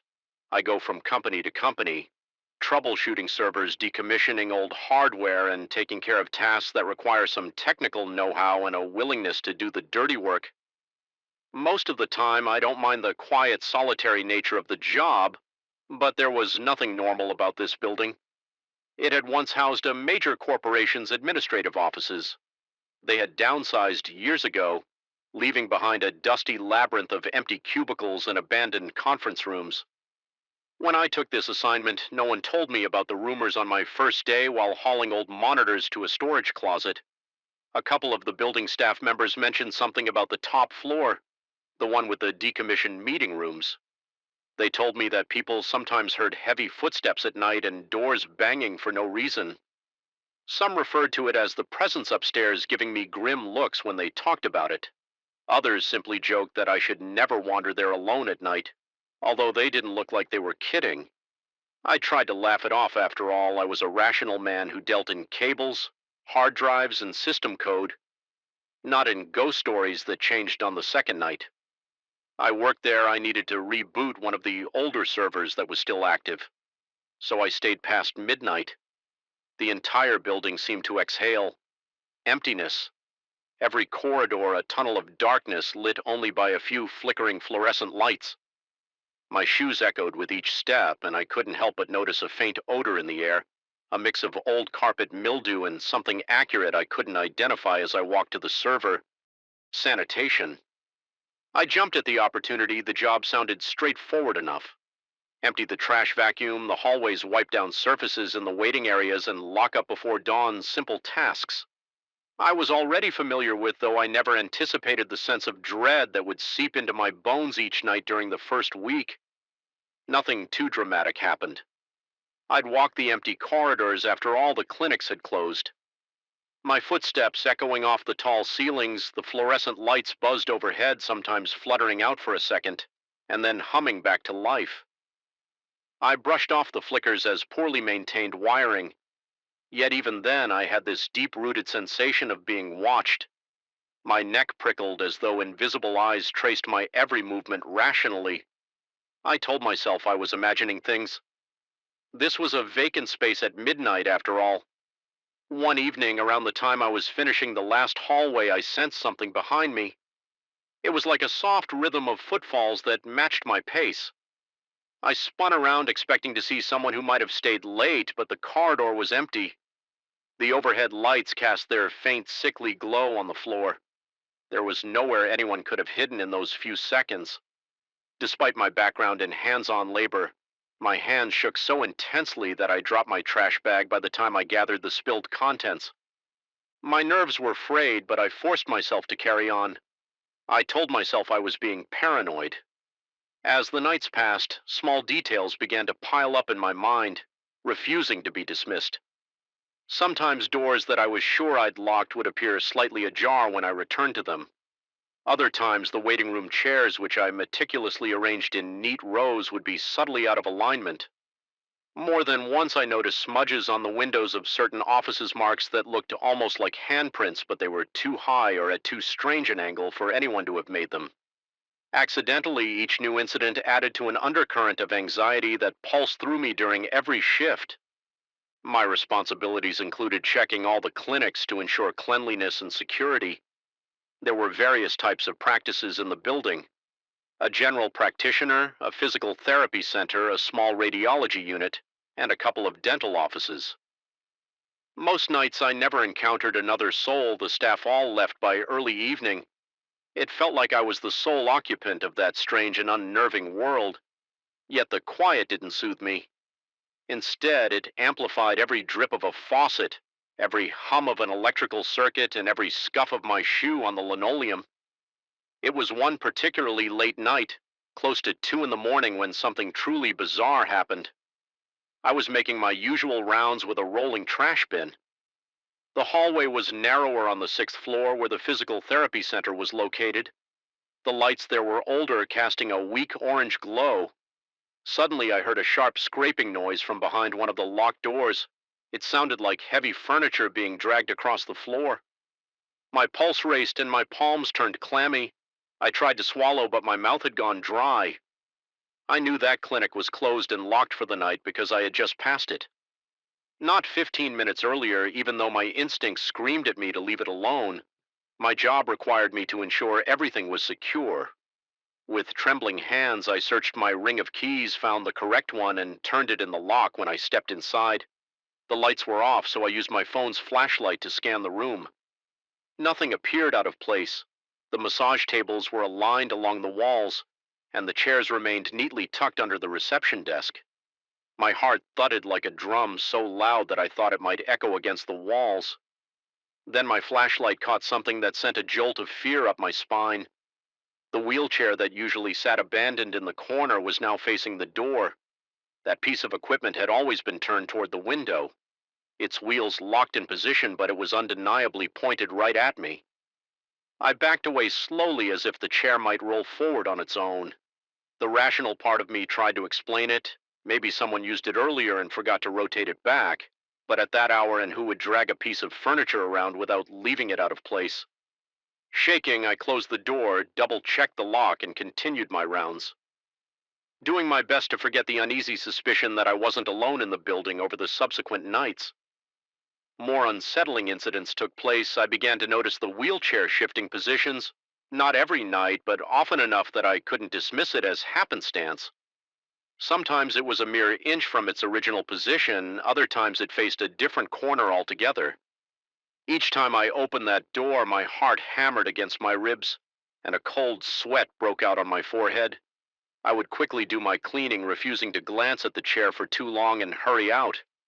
At some point I must have mentioned these bizarre occurrences to the security guard who occasionally patrolled the lobby. He merely shook his head and said quietly that he also felt something uncanny in the corridors. At night, he didn't detail it further, but his expression said enough. I wasn't imagining things, even so I tried to push that acknowledgement away. Admitting that something truly unexplainable was happening felt like stepping off a cliff into dark, bottomless waters. As the weeks went on, the sense of being followed grew stronger. I'd sometimes catch a glimpse of movement out of the corner of my eye, a shadow that darted around a corner or a shape that slid into an office. Whenever I tried to chase after it, I found only empty rooms and silent, sterile corridors. My hands would tremble, a slick film of sweat covering my palms. My breath would come in quick, shallow gasps as if I'd just run a marathon. I began second-guessing my own senses, after all, who wouldn't question their sanity?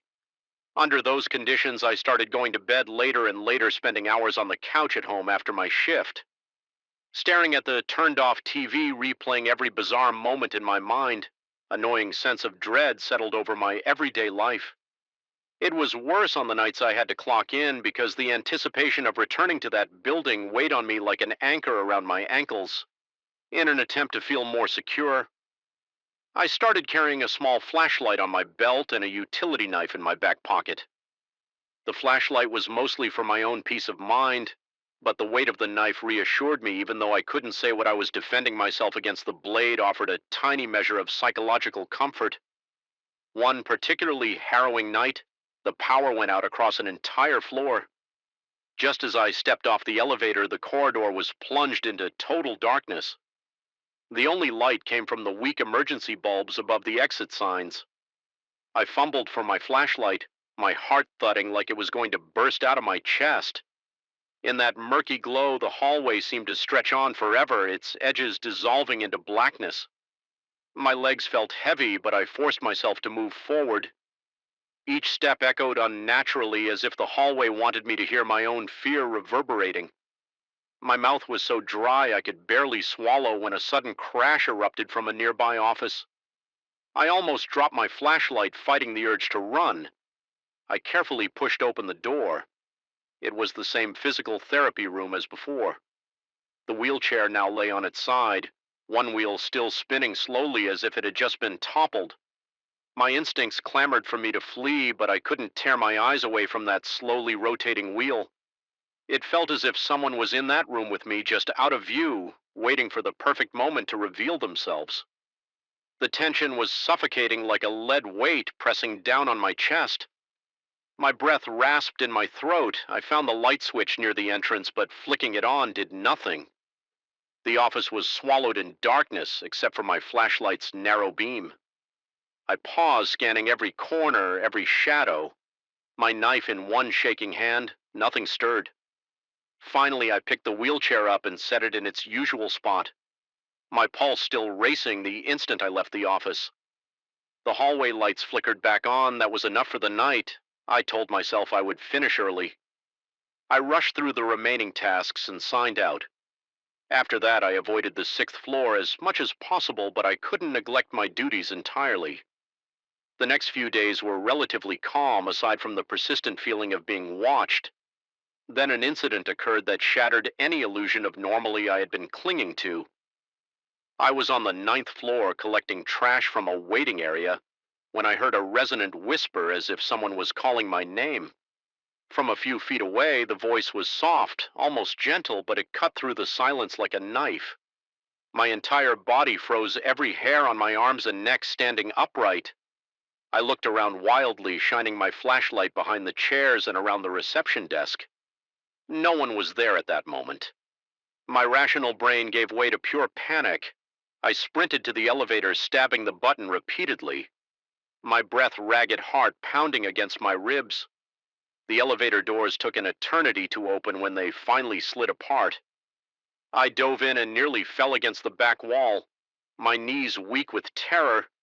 I jabbed the button for the lobby and watched with mounting dread as the doors closed, as if I expected something or someone to slip inside.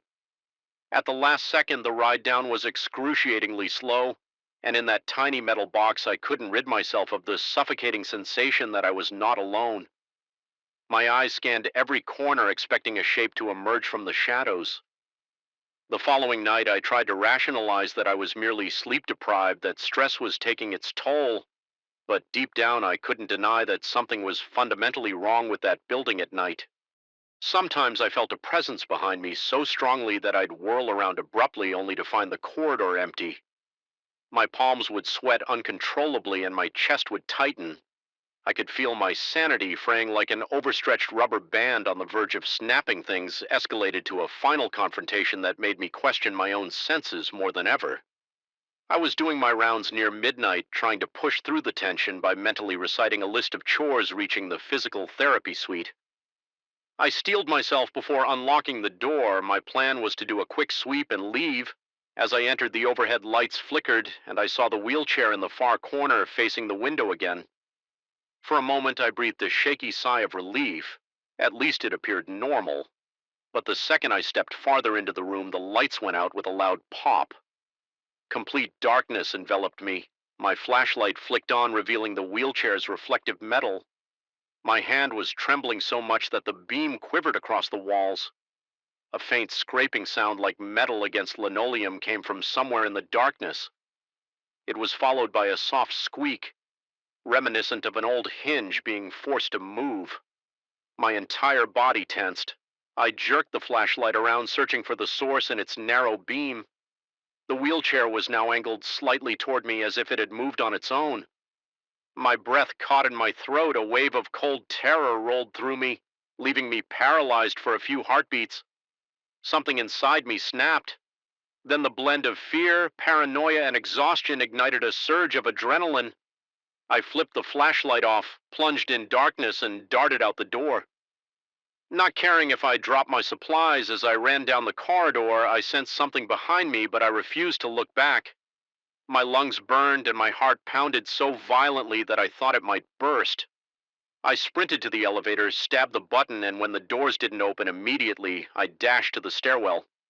Instead, I practically flew down those steps, the sound of my frantic footsteps echoing in the enclosed space. Each thump fueled by the raw animalistic instinct to get away. When I finally burst out into the lobby, I could barely catch my breath.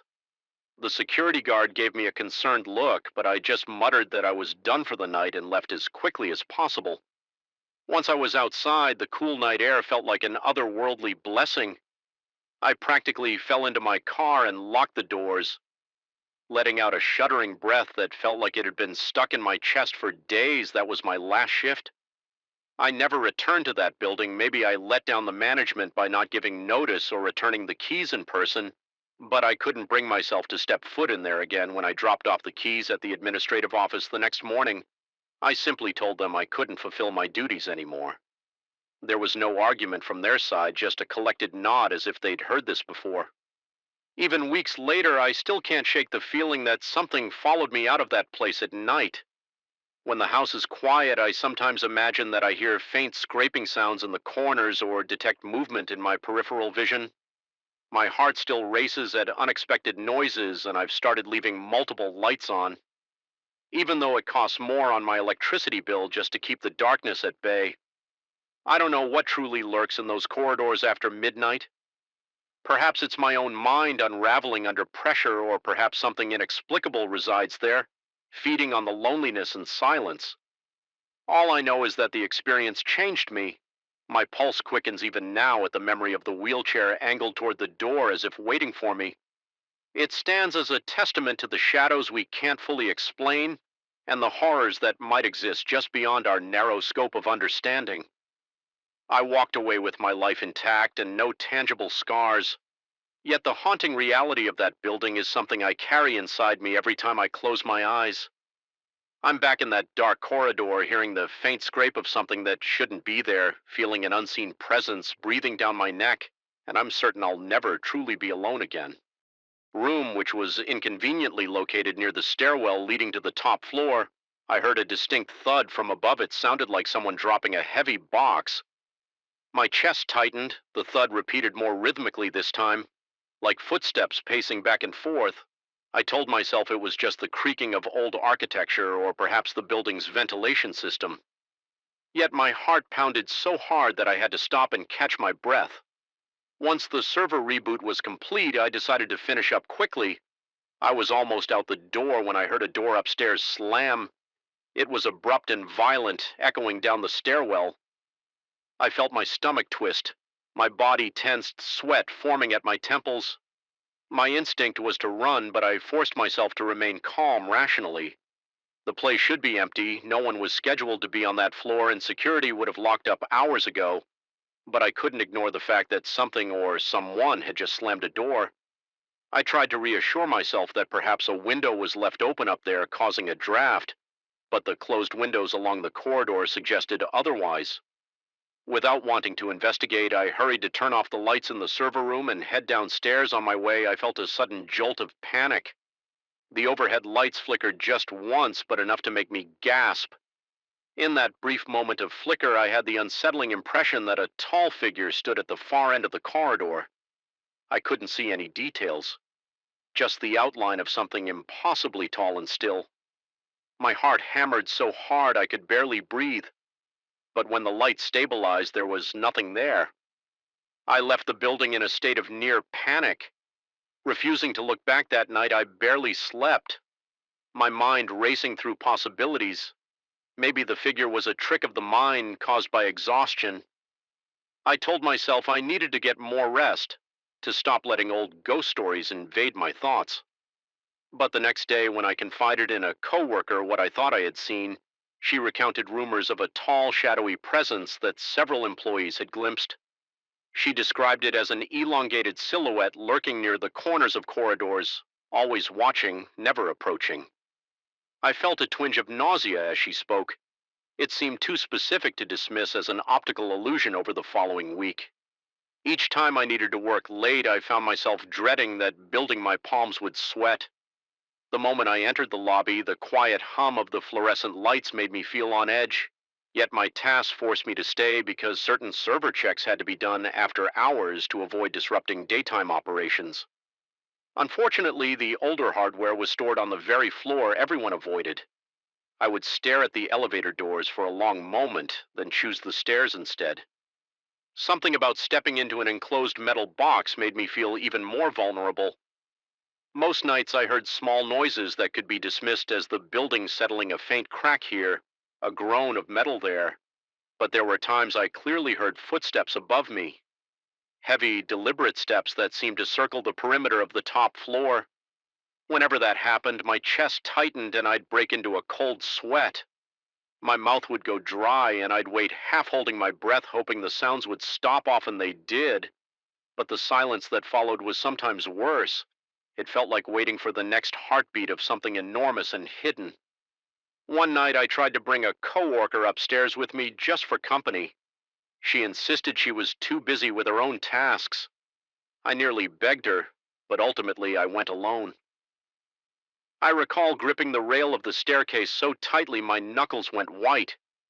The corridor lights flickered more than usual.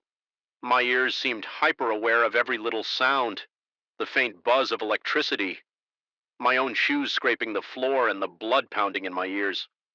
When I opened the door to the main corridor of the top floor, I felt an immediate urge to flee. The atmosphere was thick, as if the air itself carried a menacing weight. I could smell that acrid scent again, some cross between burnt plastic and decaying drywall. My stomach churned and I swallowed hard, determined to get my job done fast as I moved to collect some old routers from a dusty room.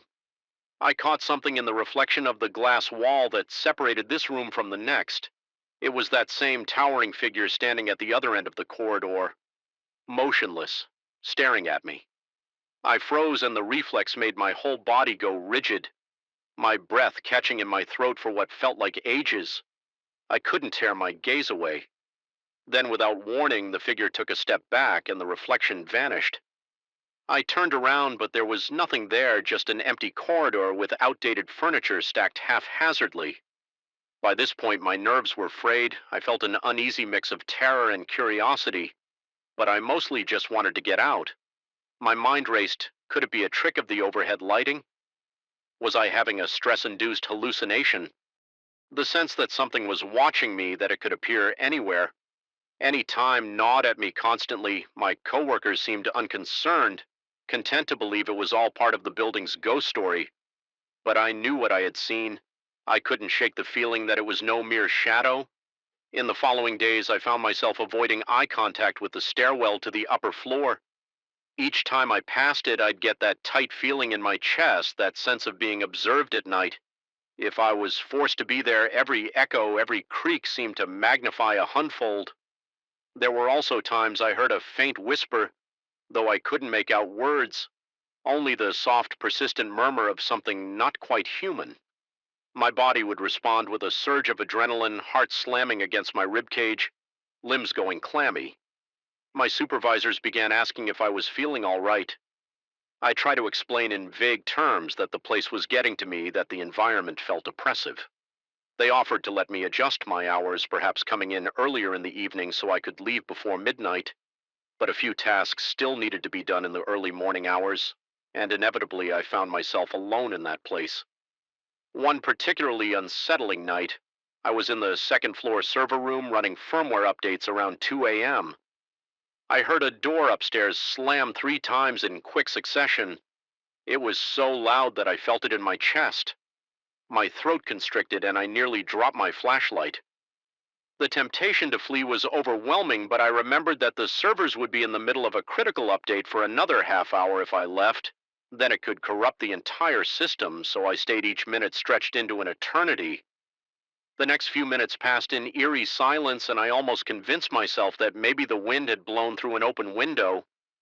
Then directly above my head, I heard what sounded like rapid footsteps running across the floor. They paused near the edge of the corridor right above me before dashing back in the opposite direction. My breathing was shallow, my heart slamming like a drum. I couldn't understand how any living person could move that fast, that frantically, in an otherwise empty floor. When the firmware update finally completed, I grabbed my things and headed downstairs toward the exit. The hallway lights flickered again. My entire body quaked with dread. I heard a faint scraping sound like nails dragging across metal, echoing from the upper floor. I had to fight the primal urge to run in that moment. It felt as though the building itself was alive, demanding my fear as payment for trespassing. My pulse pounded in my ears and my vision tunneled. By the time I made it to the front door, my hands were shaking so hard that I struggled with the key card. Finally, the lock clicked and I stumbled out, gulping fresh air like a drowning man. After that episode, I seriously considered quitting. I told the temp agency the project was beyond my scope, but they insisted the client was pleased with my work and offered me a raise if I stayed on just a bit longer. They needed the final inventory and hardware disposal plan against my better judgment. I agreed, but I resolved to never venture upstairs alone at night again. A few evenings later, circumstances forced me to break that promise. A series of system errors required manual restarts, and these errors always came at the worst possible times, at around 11:45 p.m. I found myself standing in front of that damn staircase again, telling myself I could do this quickly and get out. My mind was in a battle with my adrenaline. Every sense was heightened and the building felt unnaturally still. Climbing the stairs, I kept seeing movements in my peripheral vision, shadows flickering just beyond my line of sight. My skin prickled with goosebumps and my heart hammered in my chest. The corridor on the top floor was darker than usual, a few lights completely out. Leaving long stretches of darkness, I used my flashlight, but it seemed to illuminate only a narrow path, leaving the rest of the corridor in suffocating gloom. As I approached the final conference room, the door creaked open on its own. My breath caught in my throat. The darkness beyond that door felt alive, a tangible force pressing against my senses. Then I heard something, a guttural rasp, as though someone or something was struggling to breathe. My legs nearly gave out beneath me, but I forced myself forward, pushing the door fully open with a trembling hand. Inside, the air was colder than the rest of the floor, and an unrelenting sense of being observed weighed heavily on me. I shone my flashlight around, and that's when I noticed the reflection in the large glass panel at the back of the room. The tall figure stood there again, looming impossibly high. My chest constricted as I watched it raise what looked like an arm far too long to be human. My entire body seized in panic.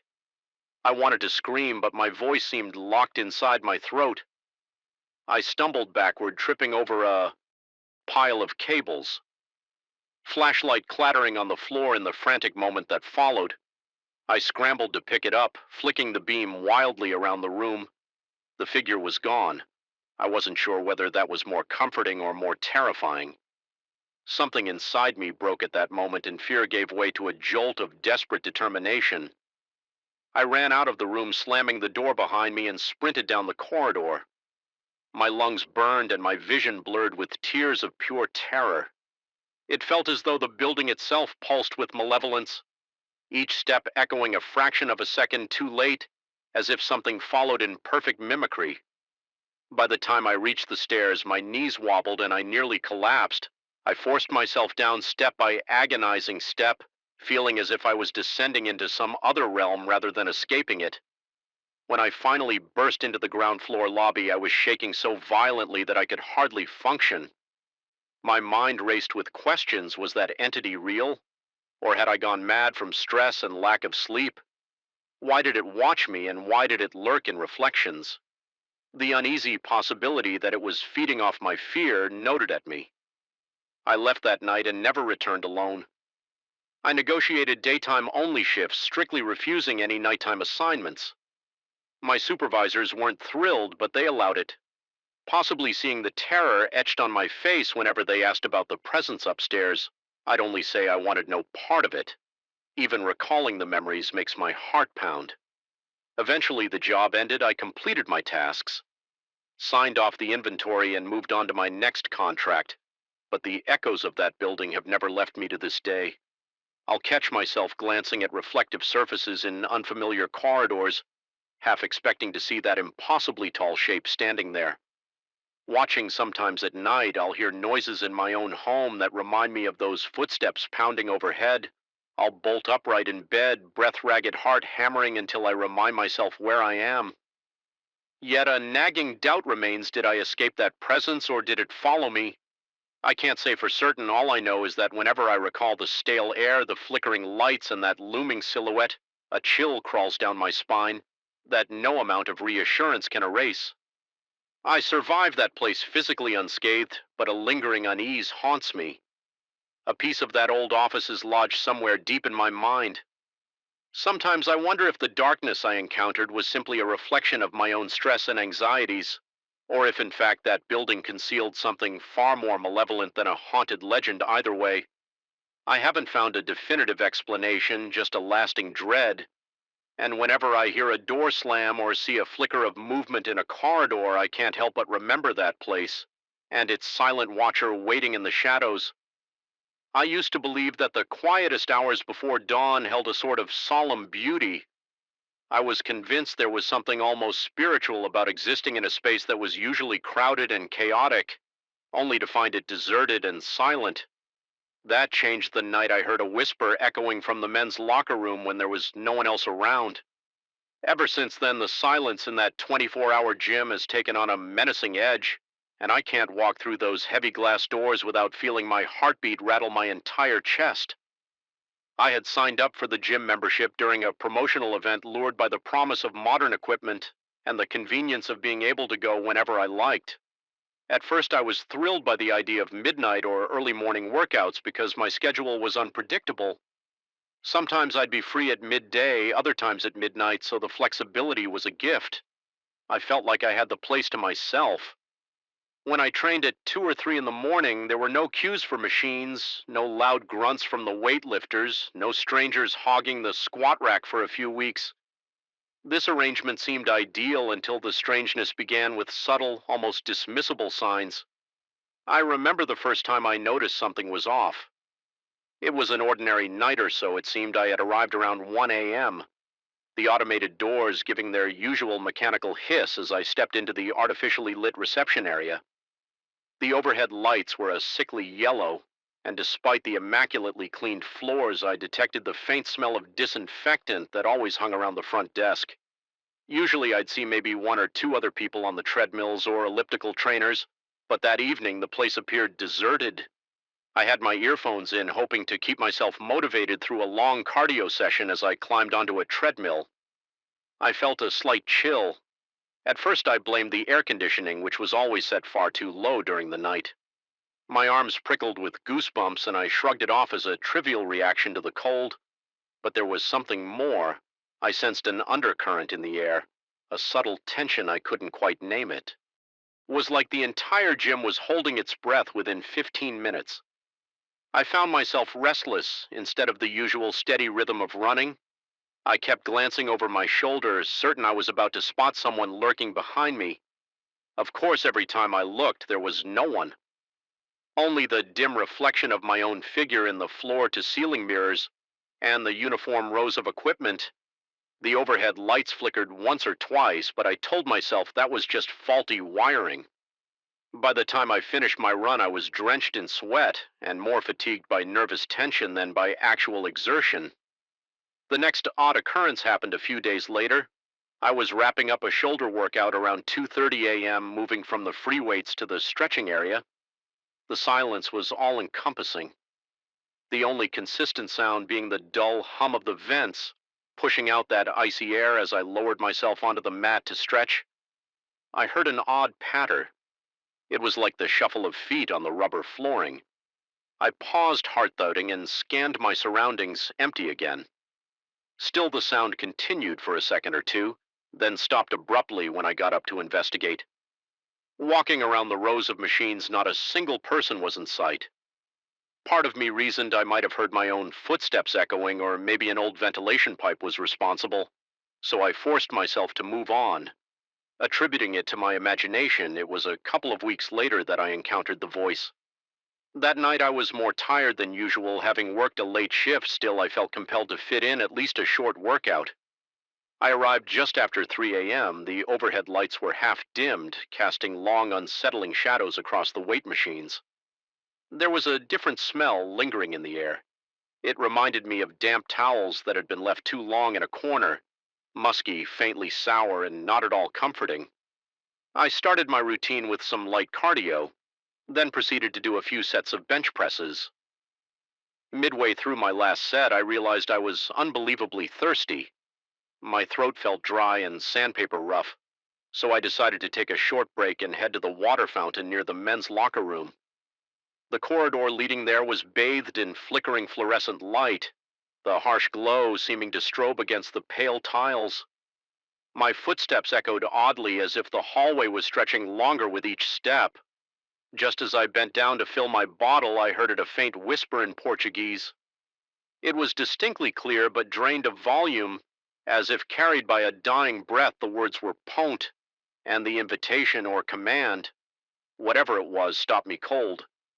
Initially, I assumed it was another gym goer calling out from inside the locker room, maybe beckoning a friend. Yet the voice felt off, like someone speaking from a distance that was both too close and too far. At the same time, heart pounding, I stood upright and scanned the corridor. The door to the men's locker room was slightly ajar, and no light seemed to be on inside, just a dim glow from a single overhead bulb. I told myself it had to be a staff member or some other restless soul. So taking a tentative step forward, I called out a soft greeting. No response came, but the sense of being watched was overwhelming. I could almost feel eyes peering at me from the dark recesses. Stepping inside, I was met with an unearthly stillness. The row of lockers stretched out in front of me, and the room smelled of antiseptic mixed with stale sweat. My skin crawled as I walked past bench after bench, each unoccupied, each silent. I reached the showers and found the stalls empty. The entire space was deserted, yet I couldn't shake the certainty that someone had spoken to me only moments before I stood there, water bottle in hand, ears straining for any rustle or breath. When nothing followed, I quickly turned and left, feeling more unsettled than I could ever recall being in a public space. Over the next few nights, I couldn't shake the memory of that whisper. It replayed in my mind incessantly. Sometimes I would be in the middle of a set of squats and the phrase would ring in my ears again, as if someone had just spoken behind me. My workout suffered because I started rushing through exercises, eager to finish and leave. But every time I tried to push the incident to the back of my mind, a new layer of dread draped itself over me. Another disturbing incident hit like a thunderclap. About a week later, I'd convinced myself to face my unease head on by returning at my usual late hour. The place was emptier than ever, with no sign of the night staff, though the front desk light was on. The entire building felt hollow. I did my best to ignore the gloom and focus on the rhythmic clang of weights. Halfway through my routine, the faint overhead music cut off, abruptly plunging the gym into silence. Except for my own breathing, then a distortion of static crackled through the speakers like a whisper full of watery hisses.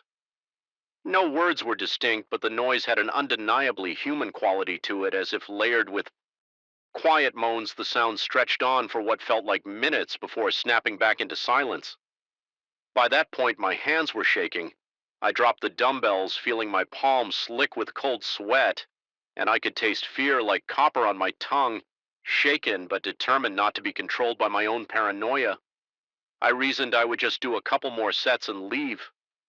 The sense of a presence lurking was back stronger than before. Every time I turned, I thought I saw a shape moving around the corners of the mirrored walls. My reflection seemed elongated, twisted as though the mirror itself was warping. The overhead lights flickered relentlessly, creating brief intervals of darkness that felt like an entirely different realm in those split-second blackouts. I swore I saw outlines of something not human, shapes flickering at the edge of my vision by the time I finished and walked toward the locker room to grab my bag.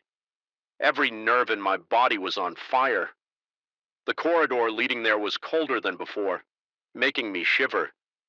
Despite my sweaty workout clothes, I pressed my ear close to the locker room door, unsure why I was even doing it, and I heard faint breathing.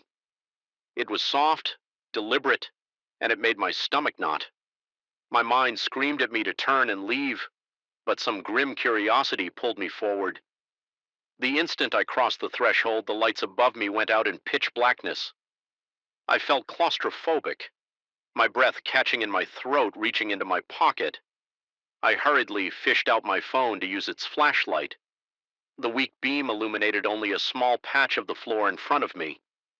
With each step, the fluorescent fixtures overhead buzzed like insects trapped in a jar, occasionally sputtering with a sickly light that revealed lockers and benches and fragmented glimpses. Then I saw it a figure or a shadow. It was impossible to say which, looming at the far end, the shape seemed to hover without the normal posture of a person standing on two legs. I tried to call out, but my voice failed. Nothing came out but a ragged gasp. The shadow flickered or shifted, and in one fleeting second of faint light, it appeared to vanish. I stood there, paralyzed, heart pounding so hard that each beat echoed in my ears. Suddenly, the overhead fixtures blinked back on, revealing the space in full clarity. Once again, the corridor of lockers was bare. It was an empty, ordinary locker room, as if nothing had ever been there at that moment. I felt an intense wave of dizziness, and it took a concerted effort to remain upright. My pulse wouldn't slow, my breathing was ragged, and a cold sweat coated every inch of my skin. I must have staggered out of the locker room and hurried to collect my belongings from the bench near the entrance. My hands trembled so badly that I nearly dropped my phone twice while stuffing it back into my pocket. My only coherent thought was to get out of that building, out into the safety of the night air. The automated doors slid open excruciatingly slowly when I finally stepped outside. I realized I was panting as though I had run a marathon. The freedom of the open air felt fleeting, though I kept looking over my shoulder all the way to my car, convinced that something or someone was watching me from behind the tinted windows. In the following days, I tried to rationalize. I told myself it was stress, or that my imagination had run amok in the echoing emptiness of the gym.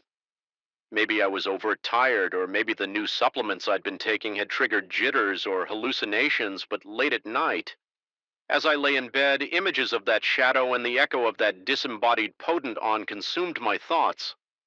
I felt trapped in a spiral of dread, and I couldn't dislodge the fear that there was something malevolent in that place, something that thrived in the silent hours. Eventually, I confided in a friend who also happened to be a personal trainer. I avoided direct quotes as much as possible, telling him indirectly that I had experienced some deeply unsettling encounters and that I was questioning my own sanity. He offered the typical logical explanations about faulty electrical systems, echoic chambers, and the impressionable nature of the mind. In a polite but concerned way, he suggested maybe I should work out during the day at least, until I felt more comfortable. Part of me felt relieved to hear him say these things. It validated that the rational side of me could still attempt to find normal explanations a few weeks past, and I mostly avoided the gym at night, opting for afternoon or early evening sessions. The facility was busier, then filled with everyday noise and the mundane hustle of people rushing to complete their routines. I started to feel safer. However, my schedule eventually forced me into another late night session, and the moment I stepped through those doors, the memory of that suffocating tension washed over me. I stayed hyper aware of my surroundings, listening for any odd sounds or whispers. The place was quiet. In all the wrong ways, I tried to keep my workout short.